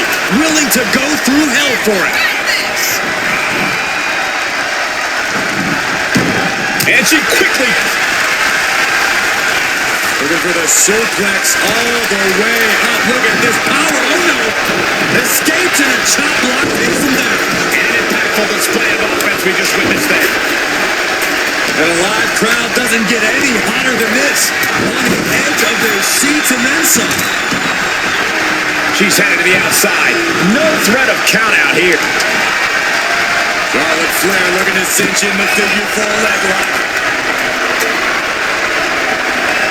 Then she bridged through. Letting go of the hold here. Maybe she thinks enough damage has been done. That's what we're here for her. And she's positioned the ladder ring the center of the ring there. Ladder set right in the middle of the ring. Starts to climb but needs to move quickly. Reaching. So close to victory. But it looks like that hook is causing a lot of problems up there. Struggling a bit here to get it down. That's it. Tamina has the briefcase. Tamina is Miss Money in the Bank. The winner of the Money.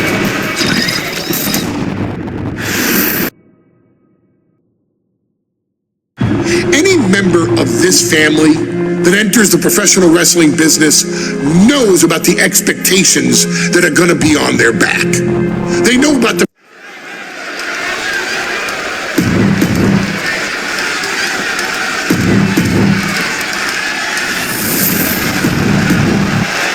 There you see what it's all about. Tag team. The cell door is locked. First of two Hell in a Cell matches tonight in Detroit. This is the 20th anniversary of this barbaric match. The Usos and the New Day must be prepared for pain. Scoreboard line to put this one away. He kicks out almost immediately. Way too soon for him to be thinking about a pin. New Day refer to this as their power lineup, but having Big E involved in there with Xavier Woods. Big E, the obvious powerhouse of the group. Woods has that blend of speed and power, making him the most well-rounded superstar. For New Day. What's interesting, though, is this is the lineup that lost to the Usos at SummerSlam. We got a cover guy for the championship. And pops the shoulder up. He isn't going to go away that easy. And here we go, returning to the ring. And an elbow. Oh, clothesline.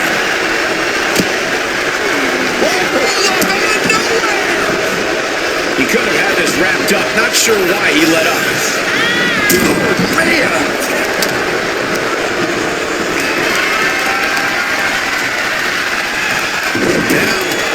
Stop to the tummy. So many amazing matches between these two teams. They said it this past week on SmackDown. No matter where we are, we put on a show. The Usos and New Day have a unit. The challenger is going for it. He's able to kick out before two. I think this match still has a ways to go. Elbow drop.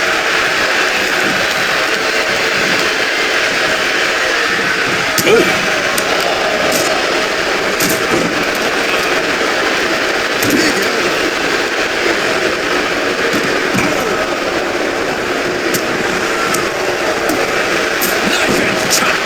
Champ left railing a little by that last blow.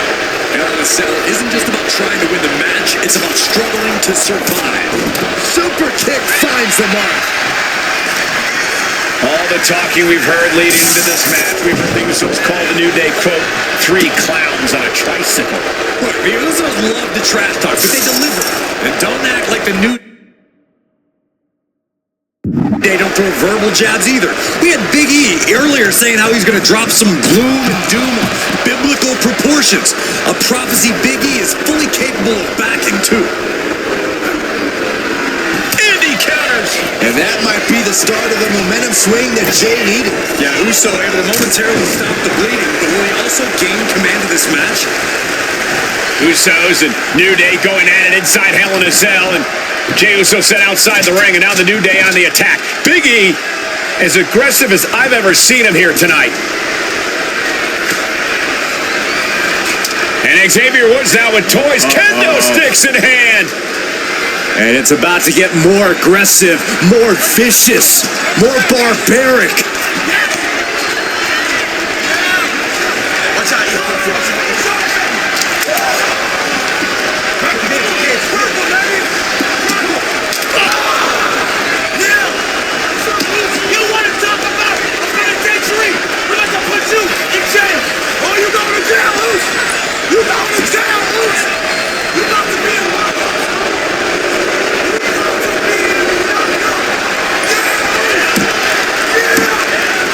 I've never seen this vicious of a side from the New Day. It's what Hell in a Cell does to you.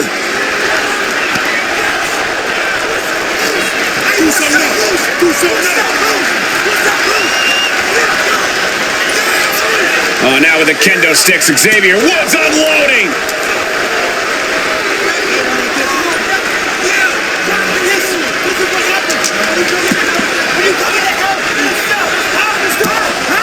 Well, you're saying it, Byron. Hell in a Cell makes you do some awful things. Just attempting to survive, attempting to win. Do whatever you want, punish however you want. Right now, that seems to be the mission statement of the New Day in order to retain the SmackDown tag. The New Day have just changed the whole complexion of this match. I don't know if I've seen New Day go to these lengths before.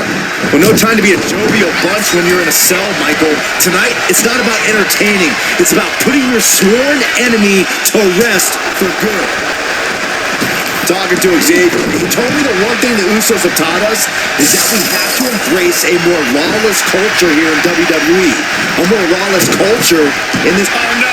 Now possibly setting up for a submission maneuver. He is struggling to find an escape. But right now, he's looking for any way to break out of this, and he does. Kick.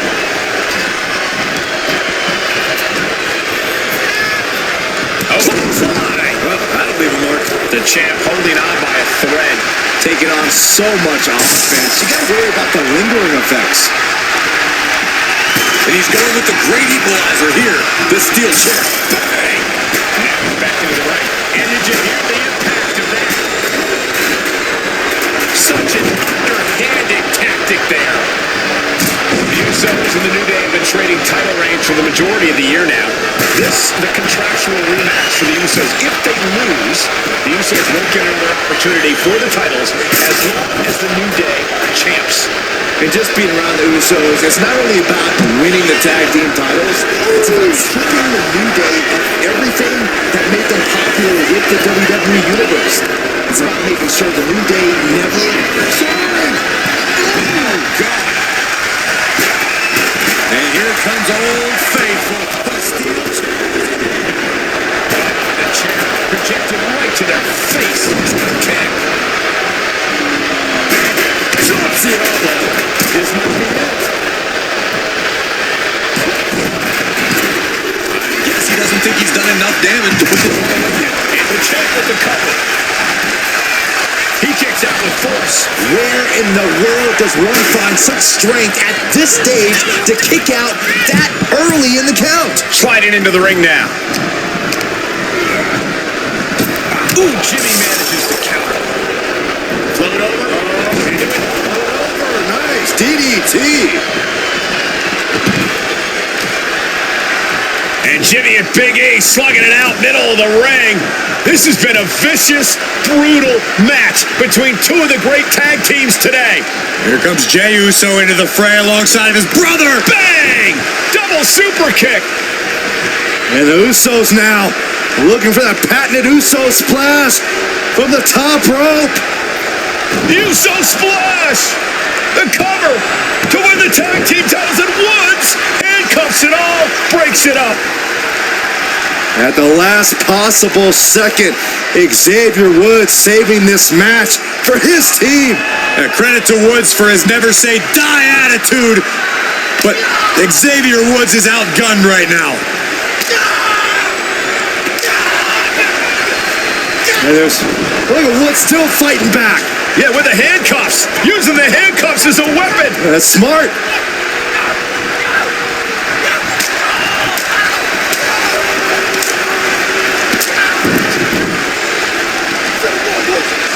And Woods now down. And trying to still fight back. What heart from Xavier Woods. That heart may not have much more fight left. Jimmy and Jey back up to the top one more time. Uso splash in stereo.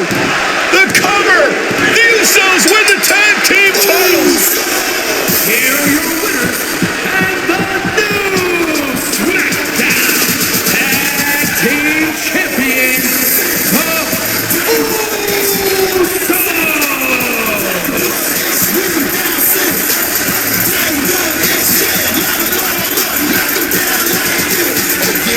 Yeah, Ios. Let's welcome these fools to the Uso Penitentiary.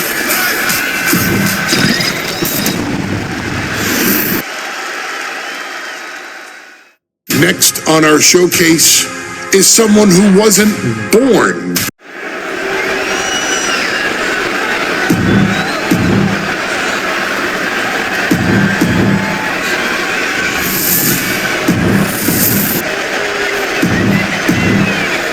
first time ever we have a women's champ.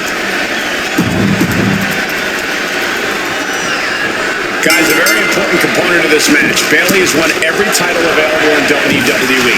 Bayley is a compositor, but the one thing Bayley has never done in her career, she's never beaten Naomi.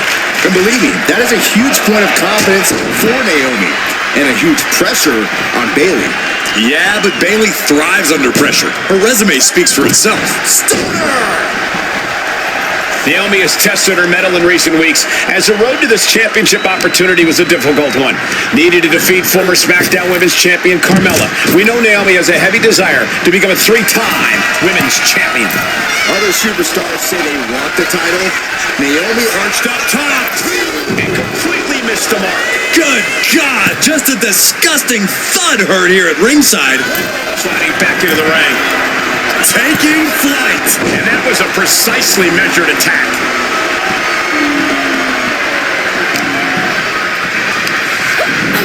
chucked right out of the ring. No idea her opponent has her dead to rights here. Taking flight all the way to the outside. You gotta be a certain kind of crazy to even think about attempting that kind of offense, but I can't say it didn't pay off. Naomi going for broke. And this high-risk offense from the challenger might be catching the champion by surprise. The challenger being the aggressor here, but remember, the title can only be won by pinfall or submission inside the ring. We know that Naomi's going to want to pick up the pace in this match, but Bayley's going to look to wear Naomi down. Yeah, Bayley's going to want to slow down the pace and let the adrenaline wear off for Naomi. Bayley can also turn up the aggression here in a way I'm not quite sure Naomi can match. And Bayley is being humbled here. Naomi picking up the pace against Bayley and keeping her all out of sorts. And Naomi keeping Bayley on her toes, pushing the pace on the champion. Naomi moving fast, showing that superior athleticism. Bayley might not be able to keep up here. Off the rope. What a roundhouse kick. Taking off from the ropes. Multi-time offense there. Off the ropes. Reversal by Bayley. And I think it was you, Byron, who asked Bayley if she changed. And she said, I didn't change. I just did what I had to do, and look what I've done. Well, you're right. Love it or hate it, Bayley's doing what she's had to do by hook or by crook. And here we go. Championships. Well, Bayley thought she had Naomi, but the challenger was ready. Well, the champion has to find a new strategy in a hurry. Big clothesline.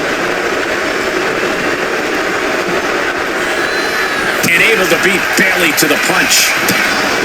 Viewed by Naomi. The challenger might have what it takes to win this. Shoulders down. And we did it. We have a new champion. Here is your winner,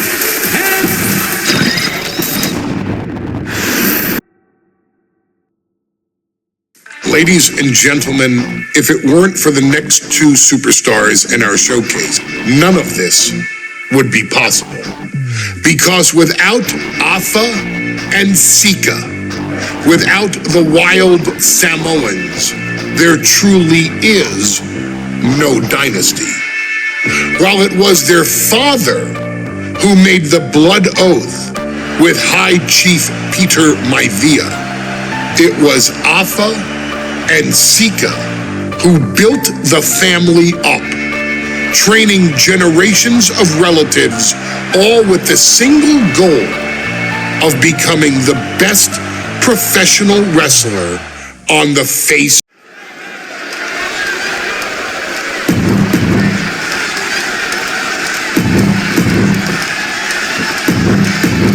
Here's the battle, and it's the Wild Samoans, Alpha and Sika, taking on Devon and Bubba Ray Dudley, the Dudley Boys. Two sets of brothers, two sets of absolute madmen, ready to get the tables and get downright savage. Bringing a new definition to the term sibling rivalry. This one will get extremely physical. A very ferocious demeanor emanates from the Wild Samoans, like they're part of a pack of untamed beasts. I really wonder what it'll take for the Dudley Boys to have control of them. Maybe they'll take a sledgehammer? They're not human, Byron. You can knock them down, but they'll keep coming back. I understand getting yourself fired up, but he needs to stay on his opponent. Ooh, double axe handle. Such a peculiar look coming from the Wild Samoans, as if they have no control of their animalistic behavior. Corey, I gotta know, what can the Wild Samoans do to get the advantage in this tables match? After all, this is the Dudley Boys match, the match they put on the map, the match they're synonymous with. Maybe the Wild Samoans have to be a little less wild, Cole. They still need to brutalize their opponents because that's what they do best. But the last thing Alpha and Sikoa want to do is rush head first into a table. After all, that's exactly how you lose. Alpha and Sikoa, both individuals that compete barefooted. Not something common of most wrestlers, Corey, but it is actually very customary in the Samoan wrestling heritage. It's how they train, it's how they live in the Isle of Samoa. Incredible! Alpha and Sikoa might have just shown us the prelude to the Dudley's demise. Wait a minute, setting in. Devastating submission coming. Whether he taps or not doesn't matter here. Oh, I bet he still taps. Back into the ring here. From the top. And does not get it. Lifted punch. Oh, this is just terrible to watch. He's in so much pain and can't do anything. Sent flying. What the heck is this manager doing looking under the ring? He can't be acting like this.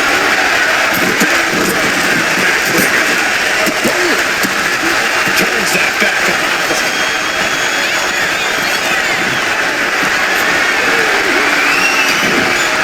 Cutting off the offense with a nasty chop block.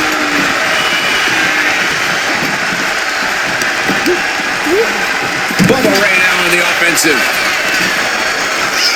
And he comes in under the ropes now. Taking a moment to get pumped off of this crowd's incredible energy. This can't bode well. It's a Bubba cutter. The Wild Samoans just took a bumpy trip to Dudleyville. I still can't get over the look I always see on the Wild Samoans. It's like they have a one-track mind towards savage brutality. They for sure answer yes to every question that makes up a scary tag team. Yes, they're rough. Yes, they're tough. Yes, they remain. Yes, they will hurt. And yes, they will not stop. He took the worst of that impact.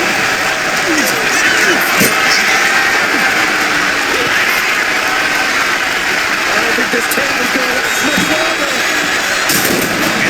Sikoa just beat the Dudley Boys at their own game. Here are your winners.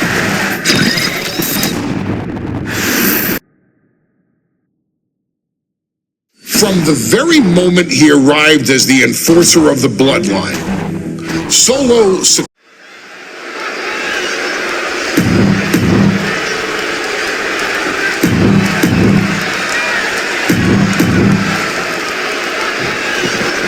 As we say in WWE, expect the unexpected.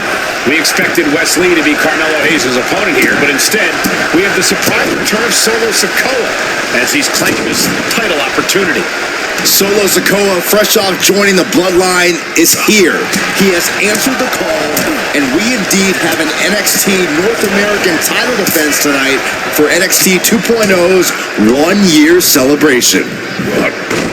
Did you see Melo's reaction when Sikoa's music hit? Hayes looked like he saw a ghost. And Sikoa sent toward the ropes, and Carmelo Hayes with a kick right into the midsection. Melo Solo not allowing the presence of Trick Williams to distract him whatsoever. Solo has the mindset to destroy anyone in the way of him in the NXT North American Championship. You saw that being telegraphed. Big boot. Solo Sikoa with a strategic advantage, taking Hayes by surprise and challenging him. Up high. All the way down to the floor. Oh no. Decided to take a leap of faith. Looking to end this thing. Can they step through? Yes. Boston Crab. The leg. Trying to free himself, trips the ankle, and he's out. And kicks off his opponent.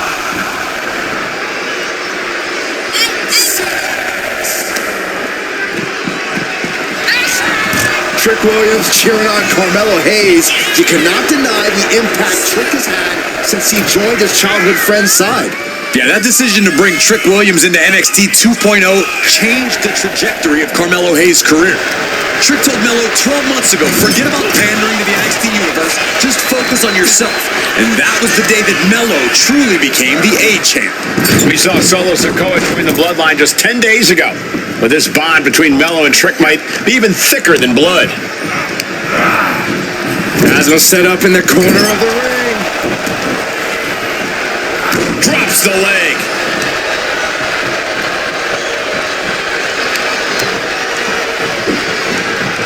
Turns it around into a neckbreaker. Trick Williams has been quite the difference maker for Carmelo Hayes over the last year. How many times has Williams helped Hayes and saved that North American title? Yeah, but 10 days ago, Solo Sikoa did the same thing for Roman Reigns when he attacked Drew McIntyre at Clash at the Castle. Sikoa has blood on his hands, too. Carmelo now trying to catch. Looking to end this. Just looking to seal the deal, guys. He ends the pin attempt for some reason.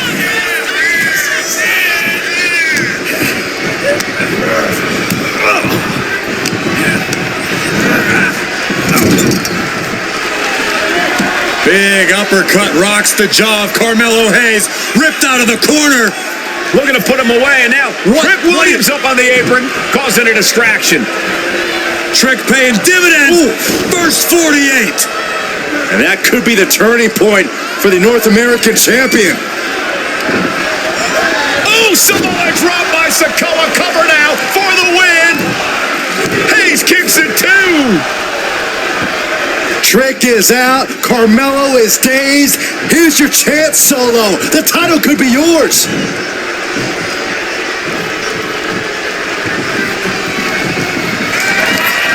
Rearing way back.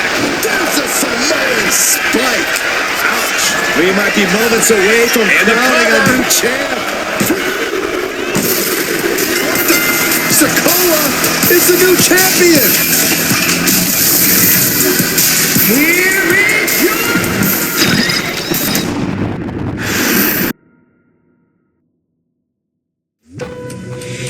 I ain't doing this one. We can have all the fun we want with these video games and this showcase and these fantasy matchups like Offensica versus Bubba Ray and Diva. I'm not doing shtick about Roman Reigns and Seth Rollins. That's a little too volatile. And it's way too personal for Roman Reigns. Roman Reigns and Seth Rollins came up together in the Shield. And Seth Rollins took it upon himself to disband the Shield by blindsiding Roman Reigns with a chair. At WrestleMania 31, Roman Reigns, in the main event of WrestleMania, was about to win the WWE title when Seth Rollins cashed in Money in the Bank and stole the main event, the match, and the title from Roman Reigns. Roman Reigns lost the undisputed championship after almost 4 years, the greatest title reign of all time, to Cody Rhodes. Not because Cody Rhodes was the better man, but because Seth Rollins was right there. And the seduction, the bloodlust that Roman Reigns had for that moment of revenge was too much for Roman Reigns to give up. And for the first time in Roman Reigns' life, he took his eye off the ball for that much time and smashed Seth Rollins with a chair, the same way Seth did a decade earlier to Roman. And that moment gave Cody Rhodes all he needed to end the most historic title reign in WWE history. I'm supposed to do shtick? about Roman Reigns versus Seth Rollins for a showcase? I mean, it's smart, because the next time Roman Reigns steps into the ring with Seth Rollins will be the last time Seth Rollins steps into a ring. Next time Roman Reigns gets his hands on Seth Rollins, you won't have your architect anymore. You won't have your visionary anymore. You won't have your revolutionary anymore. You will have your tribal chief, Roman Reigns, but you'll never again have Seth freaking Rollins. Roman Reigns will put an end to Seth Rollins in WWE. And then the only way you'll ever be able to see Roman Reigns versus Seth Rollins will be in the WWE 2K25 showcase. Roman Reigns versus Seth Rollins from the 2022 Royal Rumble. And that's not a prediction.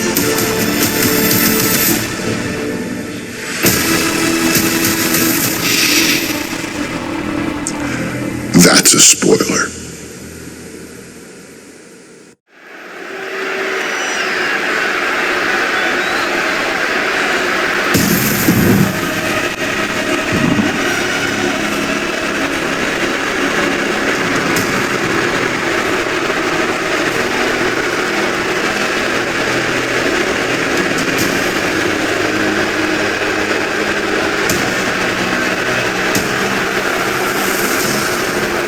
The big question as we kick off Royal Rumble, will Roman survive tonight? For the man who's walking down the aisle here in front of 44...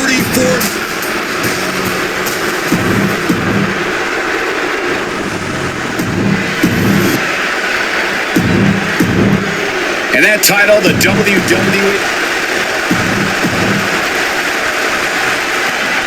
The Royal Rumble Premium Live event kicks off with a match between two former brothers. Roman Reigns in his record 516-day reign as Universal Champion versus Seth Rollins, donned in the old gear that they used to wear in the Shield. Rollins looks very comfortable in that tactical vest yet again. But he's even more comfortable inside the head of the tribal chief. We haven't seen Roman with this type of look, this type of confusion in 500 plus days. No escape from these punches. And the Wiseman, Paul Heyman, will be at ringside for a championship match tonight, just not this one. And that's just sickening to me, Cole. Reigns had just cause for firing the Wiseman, and now Paul's right back with his old client. Heyman has zero loyalty to the Bloodline. Okay, Corey, did you forget the fact that Roman attacked Heyman? Anyway, Reigns just needs to forget all that tonight. Rollins is already playing next-level mind games in this match. Reigns cannot let Paul Heyman's actions affect him. Seth freaking Rollins has made it extremely personal with Roman Reigns. Years ago when he destroyed the Shield, and again in the lead up to this match. If I'm Roman, I'm taking all that aggression and ending this quickly. Go full force and incapacitate Rollins ASAP. And look at this now, yes, applying the submission hold. This could be it. We could see a tap out any second now. Nice escape. Even before Seth put his gear on, he came into this match with a clear-cut advantage. You're right, Cole. 1 week ago on SmackDown, Seth Rollins and Kevin Owens defeated the Usos. As a result, Jimmy and Jay are barred from ringside. It was an all-or-nothing move, as Rollins would have lost his title opportunity had that match gone the other way. It just proves that Seth freaking Rollins would take every freaking risk to win. Picture perfect drop kick. Ripcord position. The Revolution knee finds the mark. Stops the kick. Buster. Thunderous. The tribal chief has acquired the target. Here it comes. Superman punch. absolutely laid Rollins out. And now Reigns can finally overcome his former Shield brother. He wants this fight on the outside. Here he is, heading back into the ring. Good technique reversing Rollins. Taken down by the neck.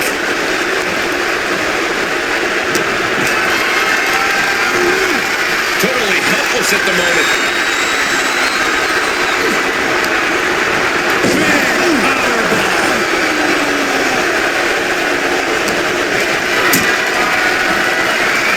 Powerbomb position. Going down, punches and counters out. I have to admit, it's a pretty cold move for Rollins to just take the years of history the Shield had and turn it into a joke here tonight. It's appalling, Saxton. Rollins has always treated that sacred history as a joke. Now we know that Roman Reigns is a loyal man, a family man. What Seth Rollins did to his family 8 years ago was cowardly. Now it's time for Rollins to pick. And Seth taking some time to, well, who knows what his thought process is at this point.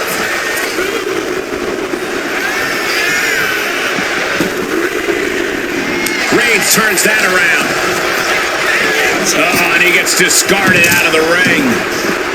Heading to the outside now. Oh, heavy contact into the steel steps. I hate to say this, but the Tribal Chief has become extremely frazzled without the benefit of having the Bloodline by his side. Every little move Rollins makes seems to put Reigns on edge. This outfit, the Shield's entrance music, I bet if Rollins gave Roman a fist bump, it would make the Tribal Chief go nuclear. Rollins getting worked on here. The power and rage of the Tribal Chief is just overwhelming Rollins here. Roman Reigns locked and loaded in the corner. Reigns just fully established his position at the head of the table with that attack. Roman Reigns locked and loaded, measuring his opponent. Here we go. Consider your title dreams dashed after that.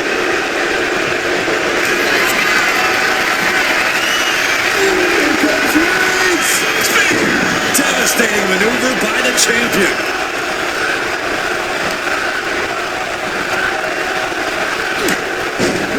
Shoulders are down to retain. Kick out and the title fight continues. This is no time to hesitate. You can feel the end coming. Smash after the stomps. Momentum is pivoted towards Roman. And you can see Seth is being run into the ground by Roman. I don't even think Roman's aware of where he is anymore. He has tunnel vision for Rollins. And here's Reigns now, misses wildly with a clothesline attempt. Spear! Spear by Reigns! Roman Reigns from out of nowhere with a spear! That could end it for Rollins if Roman could just make the cover. Roman trying to fight through the pain. Oh my, guys. Guys, look at what Rollins is doing.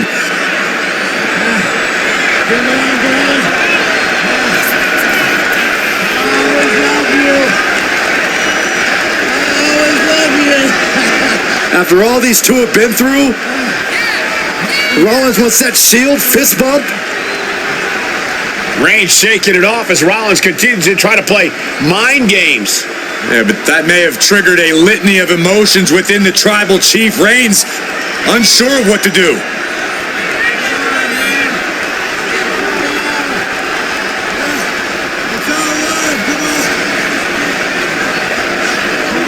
Roman Reigns determining what to do now. Will he slay his former brother?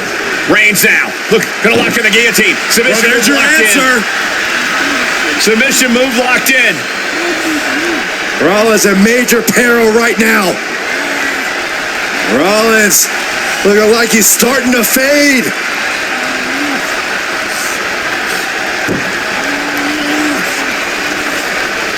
Seth trying desperately to make it to the bottom rope.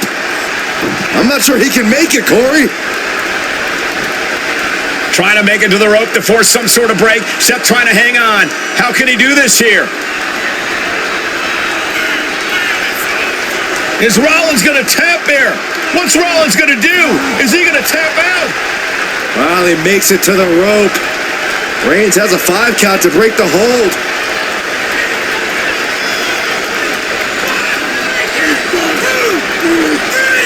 And Reigns breaks the hold here. Roman breaks the hold, and this match continues. It just shows you how locked in Roman Reigns is to winning this match.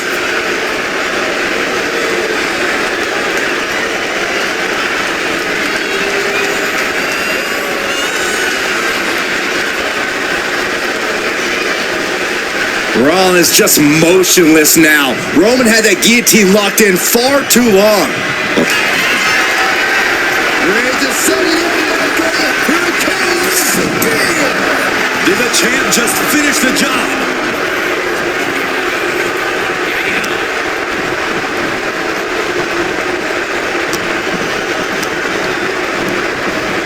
Oh, sent straight to the corner. Finally, Roman's able to interrupt these attacks for a moment. Maybe Reigns has found a new source of Superman punch. Spear.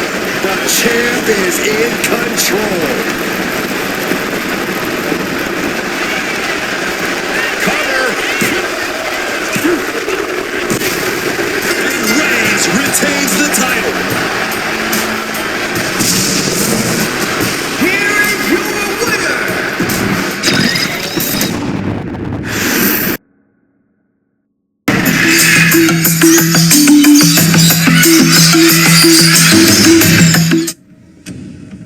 I'm the last guy to knock him.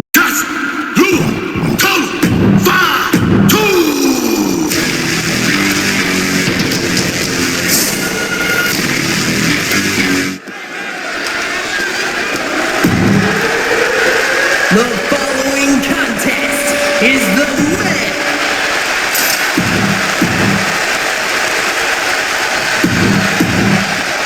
Here we go for two combatants locked in the War Game structure. The original Bloodline versus the new Bloodline in the match beyond. The WWE Universe has wanted to see this war for some time, gentlemen. Roman and his old guard versus Solo and the new crew. So many questions. Can Roman's teammates put their past animosity aside? Can the rest of Solo's gang handle the match against competitors with more War Games experience? Well, Byron, I think we'll know the answer to all those questions just a matter of minutes. If there's one man here with the most to prove, it's got to be Tonga Loa. We've often seen that the man with the most to prove ends up being the difference maker in War Games. Many folks think Tonga Loa is just a foot soldier for Solo. But let's not forget, this man is the son of Haku. Just like his father, Tonga Loa truly excels in a brawl. And there is no bigger brawl than War Games. Here we go again. He made his point. He needs to handle the match instead of everything outside of it. Oh, he had the wherewithal to counter Jacob. Oh, what a clubbing blow. Super kick. 8 men in this war, but one seems to be fighting his own internal battle. That man, Jimmy Uso. He's currently on Team Roman, but this might be an instance of the enemy of my enemy is my friend. Well, Jimmy had clashes with Roman. He went to war with his brother Jay, but the men who put Jimmy on the shelf for months stand across the ring. Jimmy's out for every member of Solo Squad tonight, and we'll deal with the rest of his fractured family later. Before War Games officially starts, what do you guys think is the key to the old school bloodline coming out on top? Every one of these men is a proven main eventer, Michael, but that won't be enough if they can't stay on the same page. Yeah, given how united Solo's team is, I don't think even the Mount Rushmore of WWE could handle the new bloodline. Roman and his crew need to remember what bonded them, what made their team Uso, and work as a real team just one last time. Sami Zayn grew so much as a member of the bloodline, it really gave him a sense of self-worth. Yeah, but part of that self-worth came from defying Roman, from defeating the Usos, which begs the question, and I wish there was a better way to phrase this. Is Sami Zayn still Usi? I think he is, Corey. Sami seems elated to be fighting alongside Jay and even Jimmy. Those are his dogs. That's That's right, put your ones up in the air for main event Jey Uso. Looks like setting up for a suplex. Gonna finish things off. And with his coming entrant, this will officially be evened up. Table shattering to pieces. He just has to stay down after that. Oh, he's gonna be picking splinters out for weeks. Carmelo now entering the fray of Bloodline War Games. Solo Sikoa, leader of the new Bloodline, has called himself the head of the table, called himself Tribal Chief. And when he asked the WWE Up high, Spectacular diving hurt. and now from 20 feet up, There's no way. another target. But now here's Jey Uso. Using the verticality of the cage to brutal effect. I can't believe that connected. Jey Uso with a big punch. Now he's yeeting along. And another big right. Nasty kick. Boom. High knee right between the shoulders. Boom, right across the small of the back. OG Bloodline leader Roman Reigns has so much on the line in this one, guys. Oh, absolutely, Michael. Solo Sikoa took his spot at the head of the table. He says he's the new Tribal Chief. And that is Roman's legacy. Those names, they mean something. But the Bloodline represents all that Roman has built in his career. And he needs to take it back tonight. Only seconds away from giving their team the numbers advantage. And Tangaloa gets knocked off his game there. Connecting with a sharp elbow. Here's the buzzer, and Jimmy Uso is looking for revenge against the new Bloodline in War Games. Leaning on the meanwhile, here's Sami Zayn. Has Sammy ended it there? If you're on it. Oh my God! He moves on. I think tonight is going to be a breakout performance for Jacob Fatu. So much raw talent in that young man. Every Bloodline member, new and old, is a generational athlete. But Jacob seems to be a step ahead of every one of these men at times. Many already believe Jacob can take the mantle as the leader of the Bloodline. If he's the one to earn the victory tonight, his time as the Tribal Chief may come sooner than anyone thinks. Counters to gain the advantage. Old Bloodline, new Bloodline, both sides engaging in a brutal battle. Every one of these men is fighting with every fiber in their being to be considered the true Bloodline. Oh, kick to the face. Wear and tear of this match is clearly starting to get to him. That'll be a bit tough for Jey to stand up against this team. Some close allies, but some enemies he's yet to forgive. We've seen the wars that Jey has waged with his cousin Roman. Take him.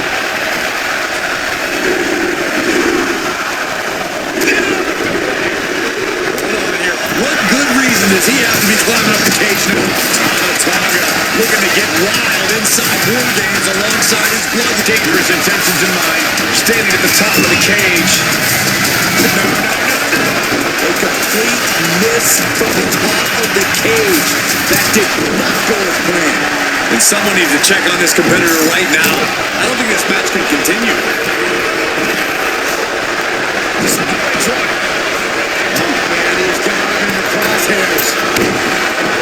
Solo Sikoa's group has a decided disadvantage. His side has less experience inside this structure. But look to the sky. Not looking in any condition to fight. More like a sitting duck here. Hey guys, this is what From the top. Solid contact by Jey Uso. On point. His opponent keeps piling it on him. Yeah, this is troubling. Can only hold on for so long now. Absolutely planted. Perched up top. Oh man, he took a hard landing into the other ring.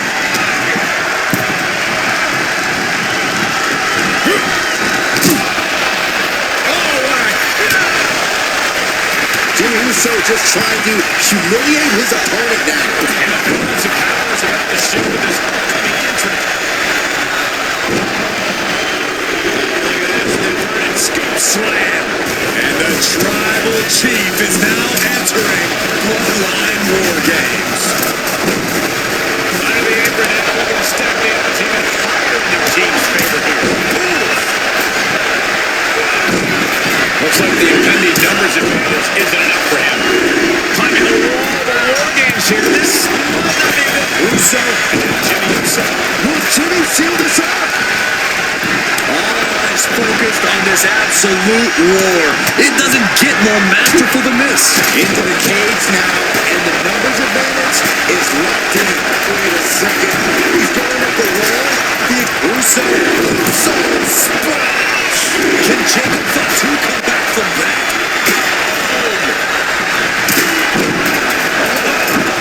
Man, thrown with such force. The whole ring is rallying. Side headlock applied. Top rope. Uso splash. Will Jimmy end this? The volume in this building has increased exponentially. The fans top rope. Man, he looked rough there. Going for a belly-to-belly suplex into the neck breaker. On the top. What is Carmelo working on here? That could finish off Roman. We're seconds away from these teams being an even strength.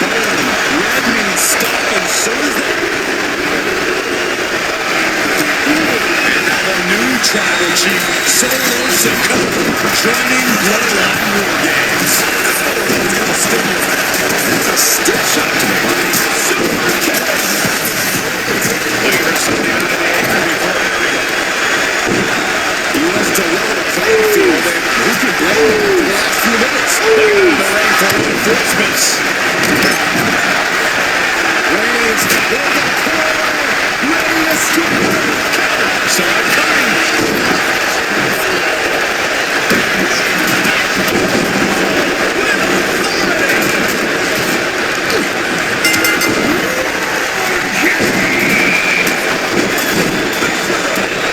With the final entrant now in the structure, this match is officially begun. Submission, moving into form, and War Games.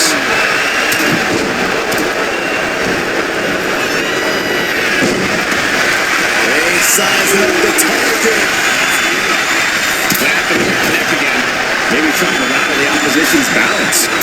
And over to the other ring he goes. Bam!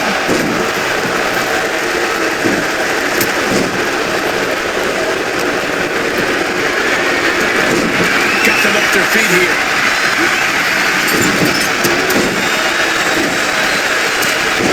Reigns has identified the target. Still Reigns nailed it.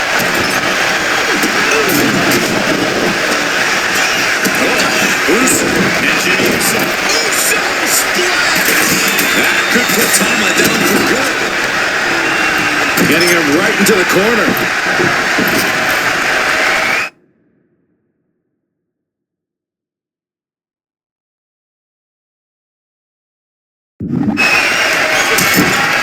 Trapped in the corner with non-stop blows.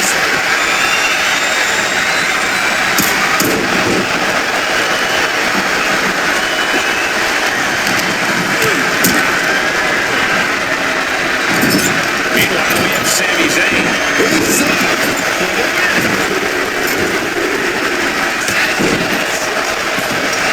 Kick out. Top rope. Uso splash. Jacob Fatu's got a problem here. Entering even more dangerous territory. Scaling the War Game. Uso splash. Jay can seal it here. Sami Zayn retaliates. He's making his move.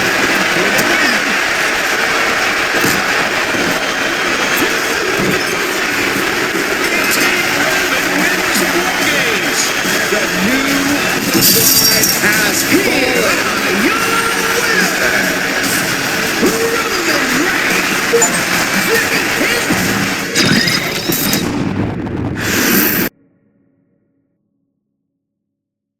Okay, a little bit out of character for your Wiseman, but that was a little bit difficult for me to.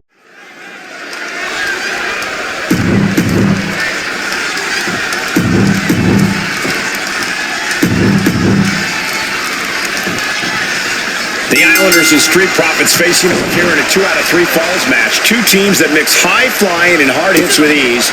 This is going to be exciting. The Islanders move at such speeds that you can't take your eyes off them for a second. The Street Profits have got to be at their best if they hope for a win tonight. You can tell that Haku and Tama want to end the party for Dawkins and Ford. Luckily, they have the biggest party pooper in WWE in their corner in the form of the Weasel, Bobby Heenan. A 2 out of 3 falls match is a different beast and a bit of a rarity in tag team competition. But one of these teams actually has a bit of a history with this stipulation. Yeah, Cole, the Islanders have a history of success in multi-fall matches and in high-profile situations, no less. They competed in the main event of the first Royal Rumble event in this kind of match and won it in 2 straight falls. They also won a 2 out of 3 falls match on Saturday night's main event. Bottom line, the Islanders are more than ready for this. Hopefully, the Street Profits are quick learners. Corey, you've competed in these type of matches before. What's the key to victory for Haku and Tama? It's crucial for the Islanders to win the first fall as early as possible. To do that, they've got to either isolate Ford or Dawkins and block their path to make an attack. We're watching two great teams at work right now, but with the talent at this level in the ring, you have to wonder, are there any possible breakouts? Haku with a Tongan death grip. And with the submission locked in. And there you have it. It's all over.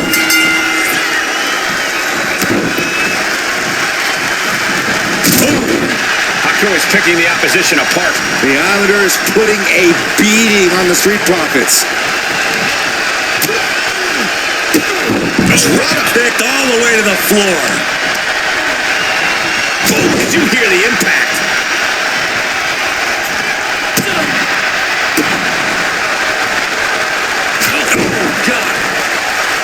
Look, I get that the Islanders are brutal, but when I look at Haku, I kind of see something royal about him. Are you kidding me, Saxton? Haku's a big, mean dude who loves to brawl.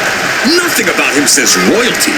Though Bobby Heenan does seem intent on taking the Islanders to the top of WWE, perhaps becoming king of the ring, is on that path. Hip drop.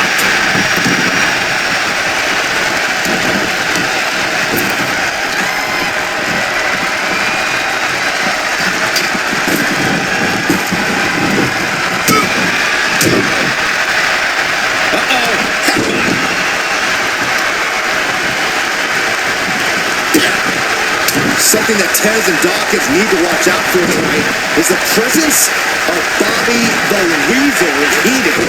He'll do anything for his clients. Don't you dare disparage the brains, Saxton. Heenan is indeed a wise man who has quickly brought the Islanders up the ranks. They'll be tag champions in no time. And into the turnbuckle he goes. The tag.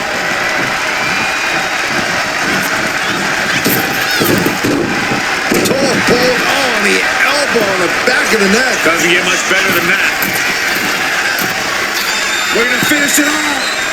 Almost got caught by that one. Loving blow. Stiff headbutt. Able to make a timely escape. So many accolades for Dawkins and Ford, Triple Crown Tag Team Champions, multiple WrestleMania wins. This win could be another major feather in their caps. It could be, but for the Islanders, all those accolades are motivation. Haku and Tama know they're the best tag team around, so they want to knock off the Profits and prove it. Then maybe they'll get the respect they rightfully deserve. And Dawkins is really being knocked around here. The Islanders straight up crushing the Profits here. Ooh, bullseye. Dawkins with the reversal. Dawkins might be able to start mounting something here. Yeah, Dawkins' survival instincts are taking over. Gets driven into the corner. Oh, he had that scouted. Oh my gosh, what impact! This is a big night for the Street Profits. The party cups are filled to the brim tonight. I took a sniff of it, and it nearly knocked me out. I've seen tap water knock you loopy, Saxton, but I know for a fact that the Profits have the strong stuff in hand tonight. In fact, I've heard the Islanders plan on taking a victory swig after this match. They can definitely handle it, Corey. Cool. Have very strong hands. He gets the tag.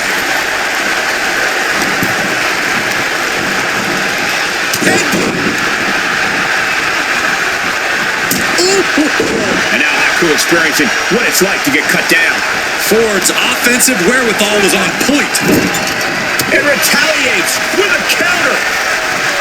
The Street Profits having a bit of trouble here against the Islanders. There's just something about the Anoa'i family that Tez and Dawkins can't quite overcome. Roman Reigns, Jacob Fatu, Tonga Loa, Tama Tonga, and of course the Usos.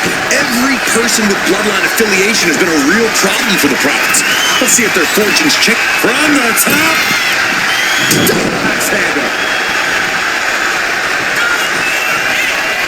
Headed back to the hot. Look out! Diving elbow. Taking a chance one more time and landing with incredible impact. Elbow drop! Just amazing athleticism being shown here.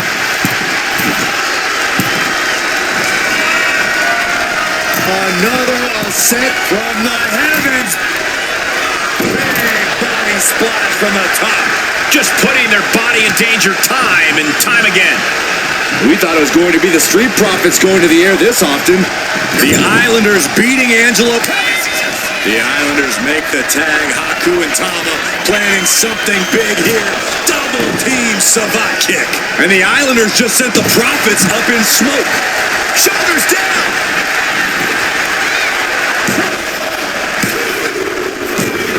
Second fall for the Islanders, and they beat the Profits. Here are your winners.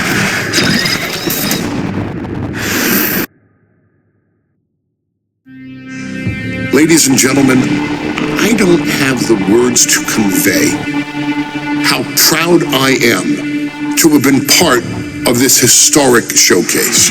Having worked alongside this family, this bloodline, for so many decades, reliving moments that I got to experience firsthand has been a privilege of the highest order. Introducing you to WWE legends that I hold in such high esteem, and also spotlighting the modern day greatness their descendants have provided you in recent years, all to pay tribute to the greatest wrestling family I have ever known has truly been my privilege. To be successful in this industry is a 1 in a billion chance. To see one bloodline continuously pump out superstar after superstar, champion after champion, generation after generation is a testament not only to the skills they possess, but also to the work they put in to become absolute masters of their craft. And it cannot be stated any other way. This dynasty, this family, this bloodline has mastered every single solitary aspect of professional wrestling. And by reliving their magnificent history, you've begun your path of mastery as well. You've conquered former champions, righted some very egregious historical wrongs, survived war games, and even settled the question as to who the true tribal chief really is. You've unlocked WWE legends who are now ready to unleash their special brand of offense on current WWE superstars who didn't think they'd ever have to face these classic competitors like Haku or the Wild Samoans. It wasn't easy, and you definitely had to get a little boosy along the way. But you showed that bloodline spirit and determination, and now you stand at the top of the mountain. On behalf of WWE and the 2K families, we all thank you so very much for playing. And on behalf of every fan of this beautiful performance art known as professional wrestling, we thank you, the Anoa'i, Fatu, and Maivia clans, for decades of entertainment and generations of pure brilliance. For creating greatness with your hard work and sharing it with all of us so freely. Before we go, we do have one last surprise for you at home. Now that you've showcased your skills and earned a spot as an honorary Us, it's time for you to choose who rules your WWE Universe as the Tribal Chief. Is Roman Reigns still your Tribal Chief, or have you thrown in with the attempted coup by Solo Sikoa? Do you want to see Tamina finally rule over everyone, or is it TK all day, every day, don't you say? Regardless of who you choose.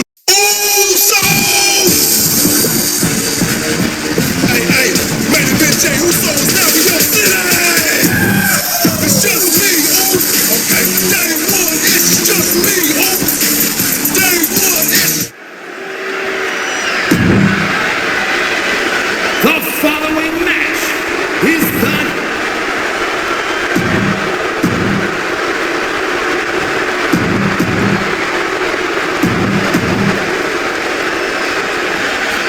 It feels like it all has led up to this.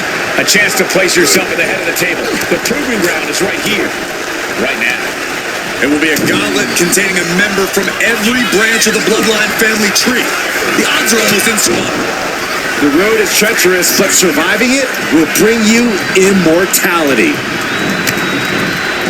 Precision strikes.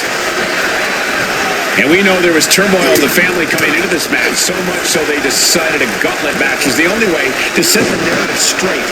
Let's call it what it is, Michael. The family wants to put this member in their place, wants to bring them down a peg. To me, tonight reads more like punishment for having ambition. Big punch finds its mark. What a double axe handle. He's been put through the ringer tonight. Roman Reigns is just taking command. Heavy work being done to Maivia right now. A gauntlet match is such a fitting stipulation for tonight, Corey. It's almost a tribal trial by fire of some sort. Oh, nice. Schoolboy from behind. Cover! Surprisingly quick kick out. Maybe that was just to keep his opponent off balance. Superman punch from Reigns. The Tribal Chief has acquired the target. This ends now. Rocky doesn't know where he is. Cover! Two! Yes, Rocky has been eliminated. Time to hit the showers. We see the herd starting to thin out a bit. This one's far from over, though. Is that? It is Rosie entering the gauntlet.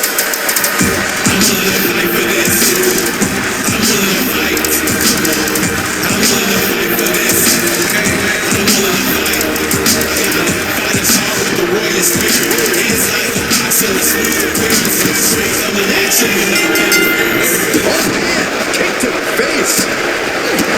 And as cruel as this match might seem, let's not forget, this is family. And right or wrong, however a family settles their disputes needs to be respected. Well, one can even ask if this is a fight to fix a family or a night to control an entire business. That's hard to say, Byron, but the family business is all about fighting. Rosie is waning a bit now. And Roman might just have more in store. I've seen Saxon thrown out of a few local bars like that before. Oh, please don't remind me, Corey. And a stop to the gut, too. Damage is starting to take its toll on him. Yeah, Reigns came looking to prove his dominance, and he's doing just that right now. And let's not lose the reason for this match, the right, no, the honor to have sole possession of the seat that stands at the head of the table. This could do it! Only a one count before the kick out. Easy kick out there, but they'll get harder soon. He has to be in a world of hurt here. He thinks he has it. Rosie's out of here.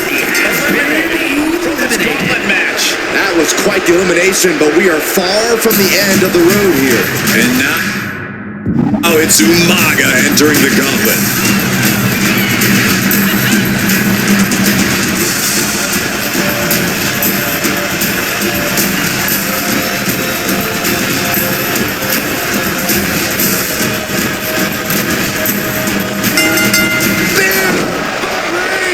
No coming back from Reigns after that. Goes into the pin. 2 count. There is not a more terrifying sight than Umaga kicking out after you hit him with your best shot. Reigns now realizing that he's facing an even tougher level of opponent than usual tonight. Reigns just imposing his rule right now. Umaga has to find an opening and respond. He counters with a great reversal. Umaga looking to get back in this. Yeah, but Umaga needs to maintain that offense now.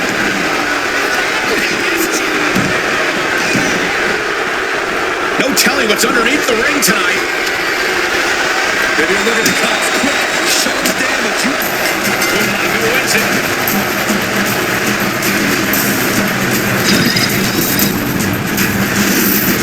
The winner of this match, and officially, your Tribal Chief, the Samoan Bulldozer.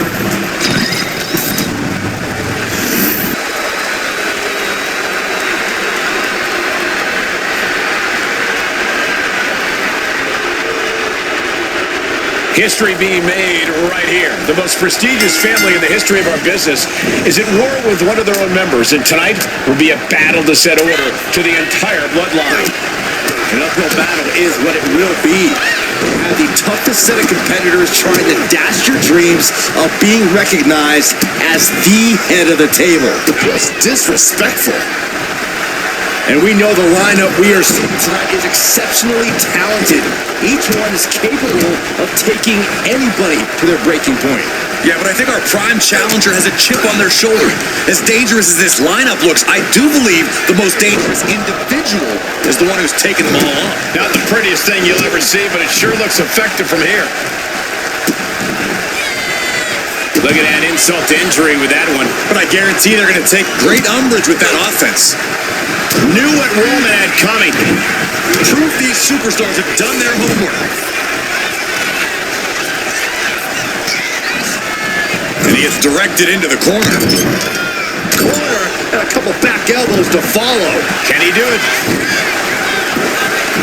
Raising the arm before one. Gonna take a lot more than that to keep this man down. He can do it here.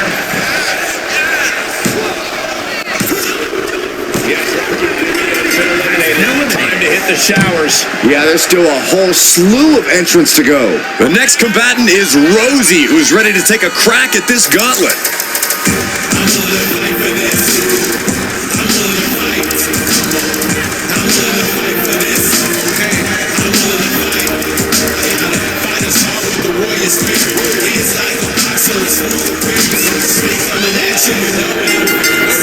Whipping lariat. And as cruel as this match might seem, let's not forget, this is family. And right or wrong, however a family settles their disputes needs to be respected. Well, one can even ask if this is a fight to fix a family or a night to control an entire business.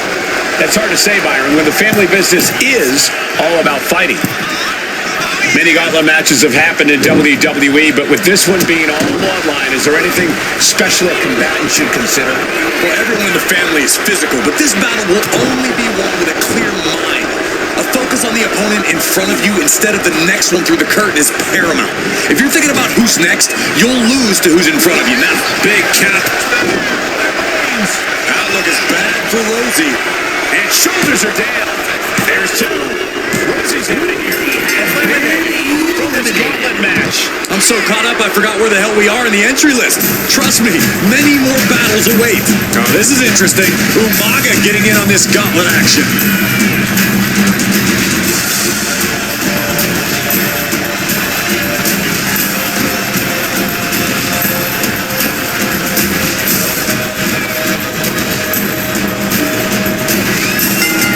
Bang! Vicious boot. And let them lose was the reason for this match. The right, the honor to have sole possession of the seat that stands at the head of the table. Well, if you can survive tonight, you will be at the top of the mountain, casting an enormous shadow over every possible challenger. I'm already intimidated thinking about the Ulafala adorned around this superstar's shoulders.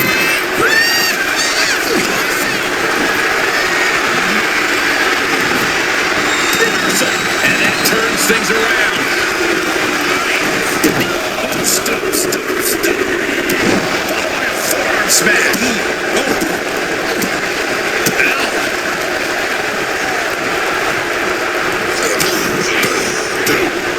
What a shot.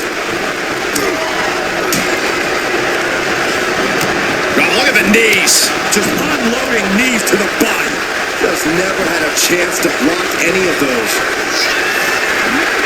Calculating the next move here. And the hesitation to deliver an attack ends up being costly. Unleashes the Superman punch. 2 count. There it is. It's been eliminated. More challengers left to go. This match is an absolute marathon. Here's Yokozuna, ready to shake things up in this gauntlet.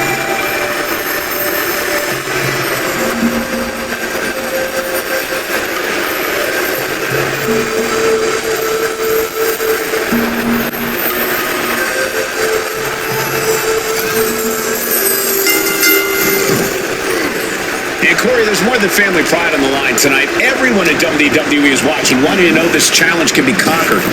And think about the bragging rights. If you run through the gauntlet of one of the most prestigious families in all of wrestling, you will automatically be considered the toughest badass walking this earth. Sharp elbow to the gut turns that one around. Rollers on a roll here. Yeah, now Yokozuna's got to turn the momentum around. Caught in a bad spot. That was an easy kick out for Roman. Clearly a bit too soon for a cover. Roman Reigns so dominant. Guillotine applied. He's in a bad position now. Resisting as much as he can, but for how much longer? Getting to the ropes and luckily getting out of this submission. Oh, man. Ooh, a sharp kick. Oof. Punch. Nasty. Oh, no, he can be caught here. Bad spot for him. Made it to the ropes. And that will break the hold. Oh, look at the start of this. Could be going into the playbook for submission. Got this one locked in extra tight. This might be it. We're either going to hear a tap or a snap real soon.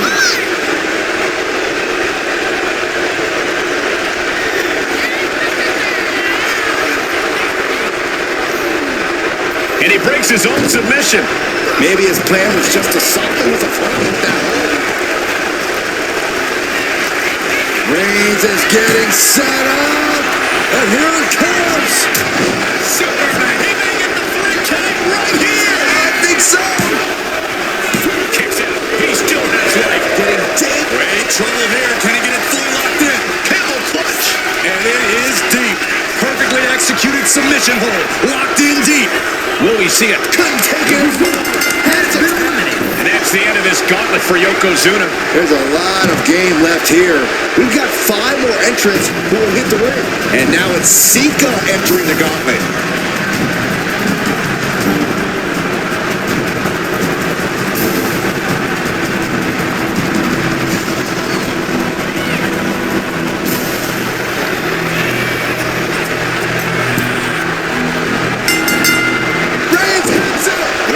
Stamp on this one.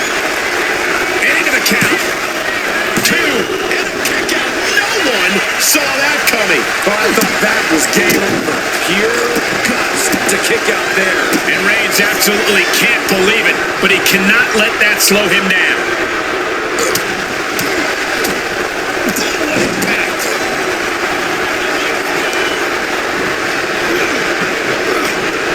Closed fist connects. That attack was enough to shake up Sikoa. Yeah, Reigns brought the fight in a major way on that exchange. Right to the gut. Sikoa just getting knocked around. Roman seems tapped into his endless reserve of strength. Nap time on the island of relevancy. The neck just being wrenched away at. Believe this hold feels even worse than it looks. He submits. He taps out. Sika's time has come to an end in the gauntlet. Don't worry, this thing's far from over. There are still 4 other superstars waiting their turn and biding their time. Interesting. Jay has a very good chance in this gauntlet match.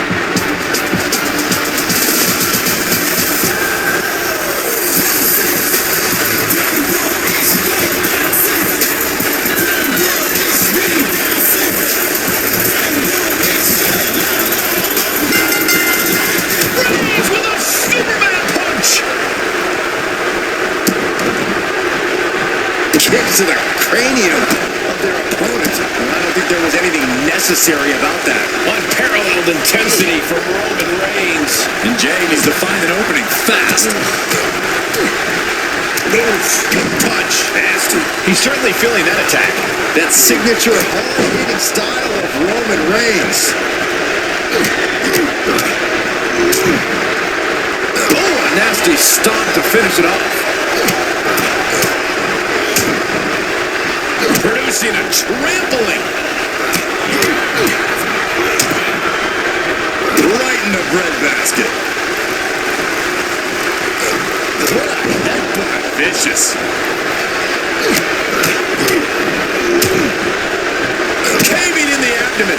And Jay is being... This is not going to look pretty. Submission being applied. Jey Uso fading fast. Will Jay tap? Jey Uso doing everything he can to reverse his fortunes, but it may not work. He can't take it anymore. Has been eliminated. And Jey Uso has been eliminated from this gauntlet match. 3 superstars left in this gauntlet match. It could be anyone's game. Looks like Jax is eager to enter this gauntlet.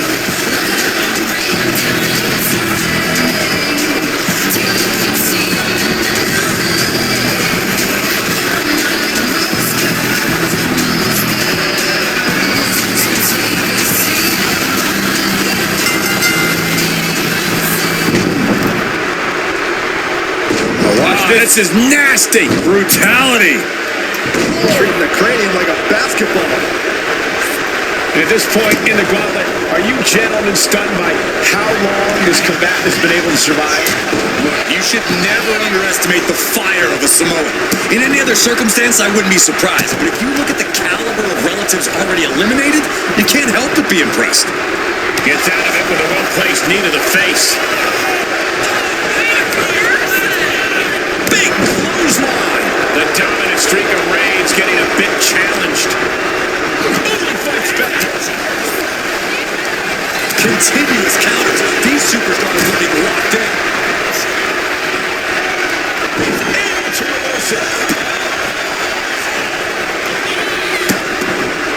Vicious. Insulting. I don't know if there's any ounce of professionalism in an attack like that.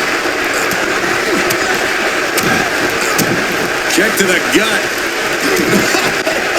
Right.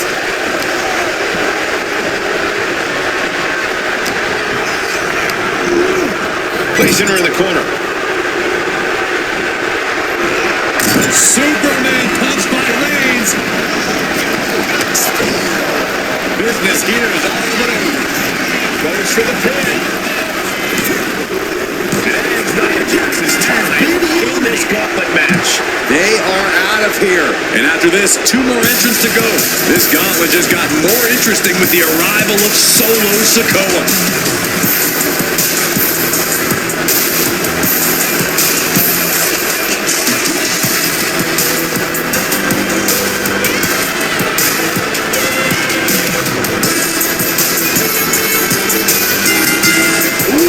Clothesline delivered.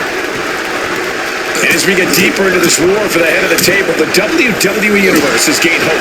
They're starting to believe a miracle is possible tonight. The energy in the arena has shifted.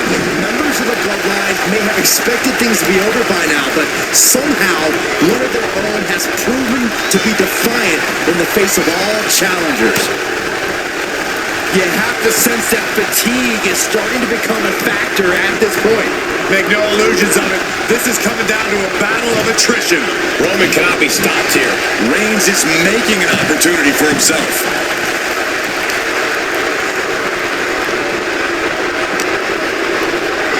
Whip back into the ring.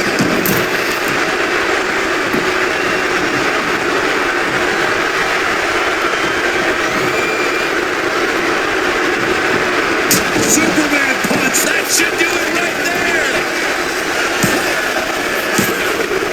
It's over for Sikoa has been eliminated. Good God. It's been insane since the opening bell, but we're not done yet. We got one more contest to go. It's on now. Maivia is entering the gauntlet.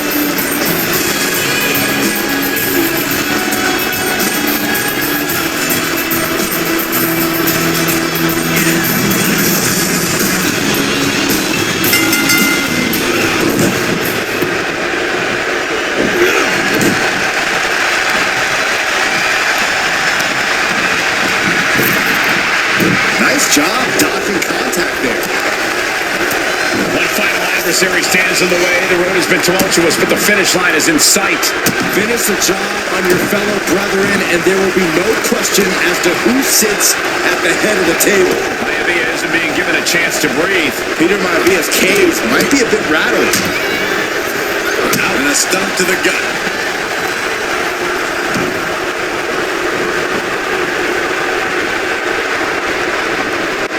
Ooh, what a nasty kick. That's disrespectful. That's going to fire you up with anger. Oh, that's just insulting.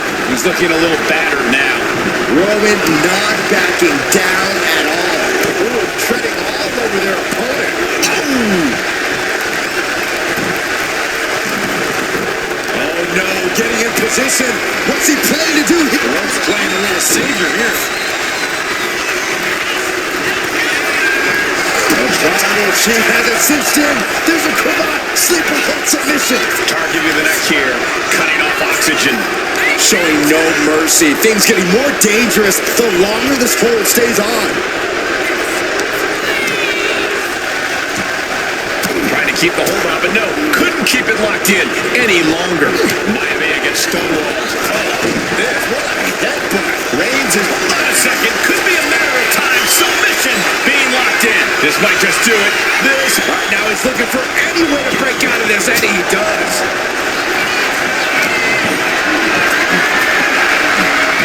Reigns gets out ahead.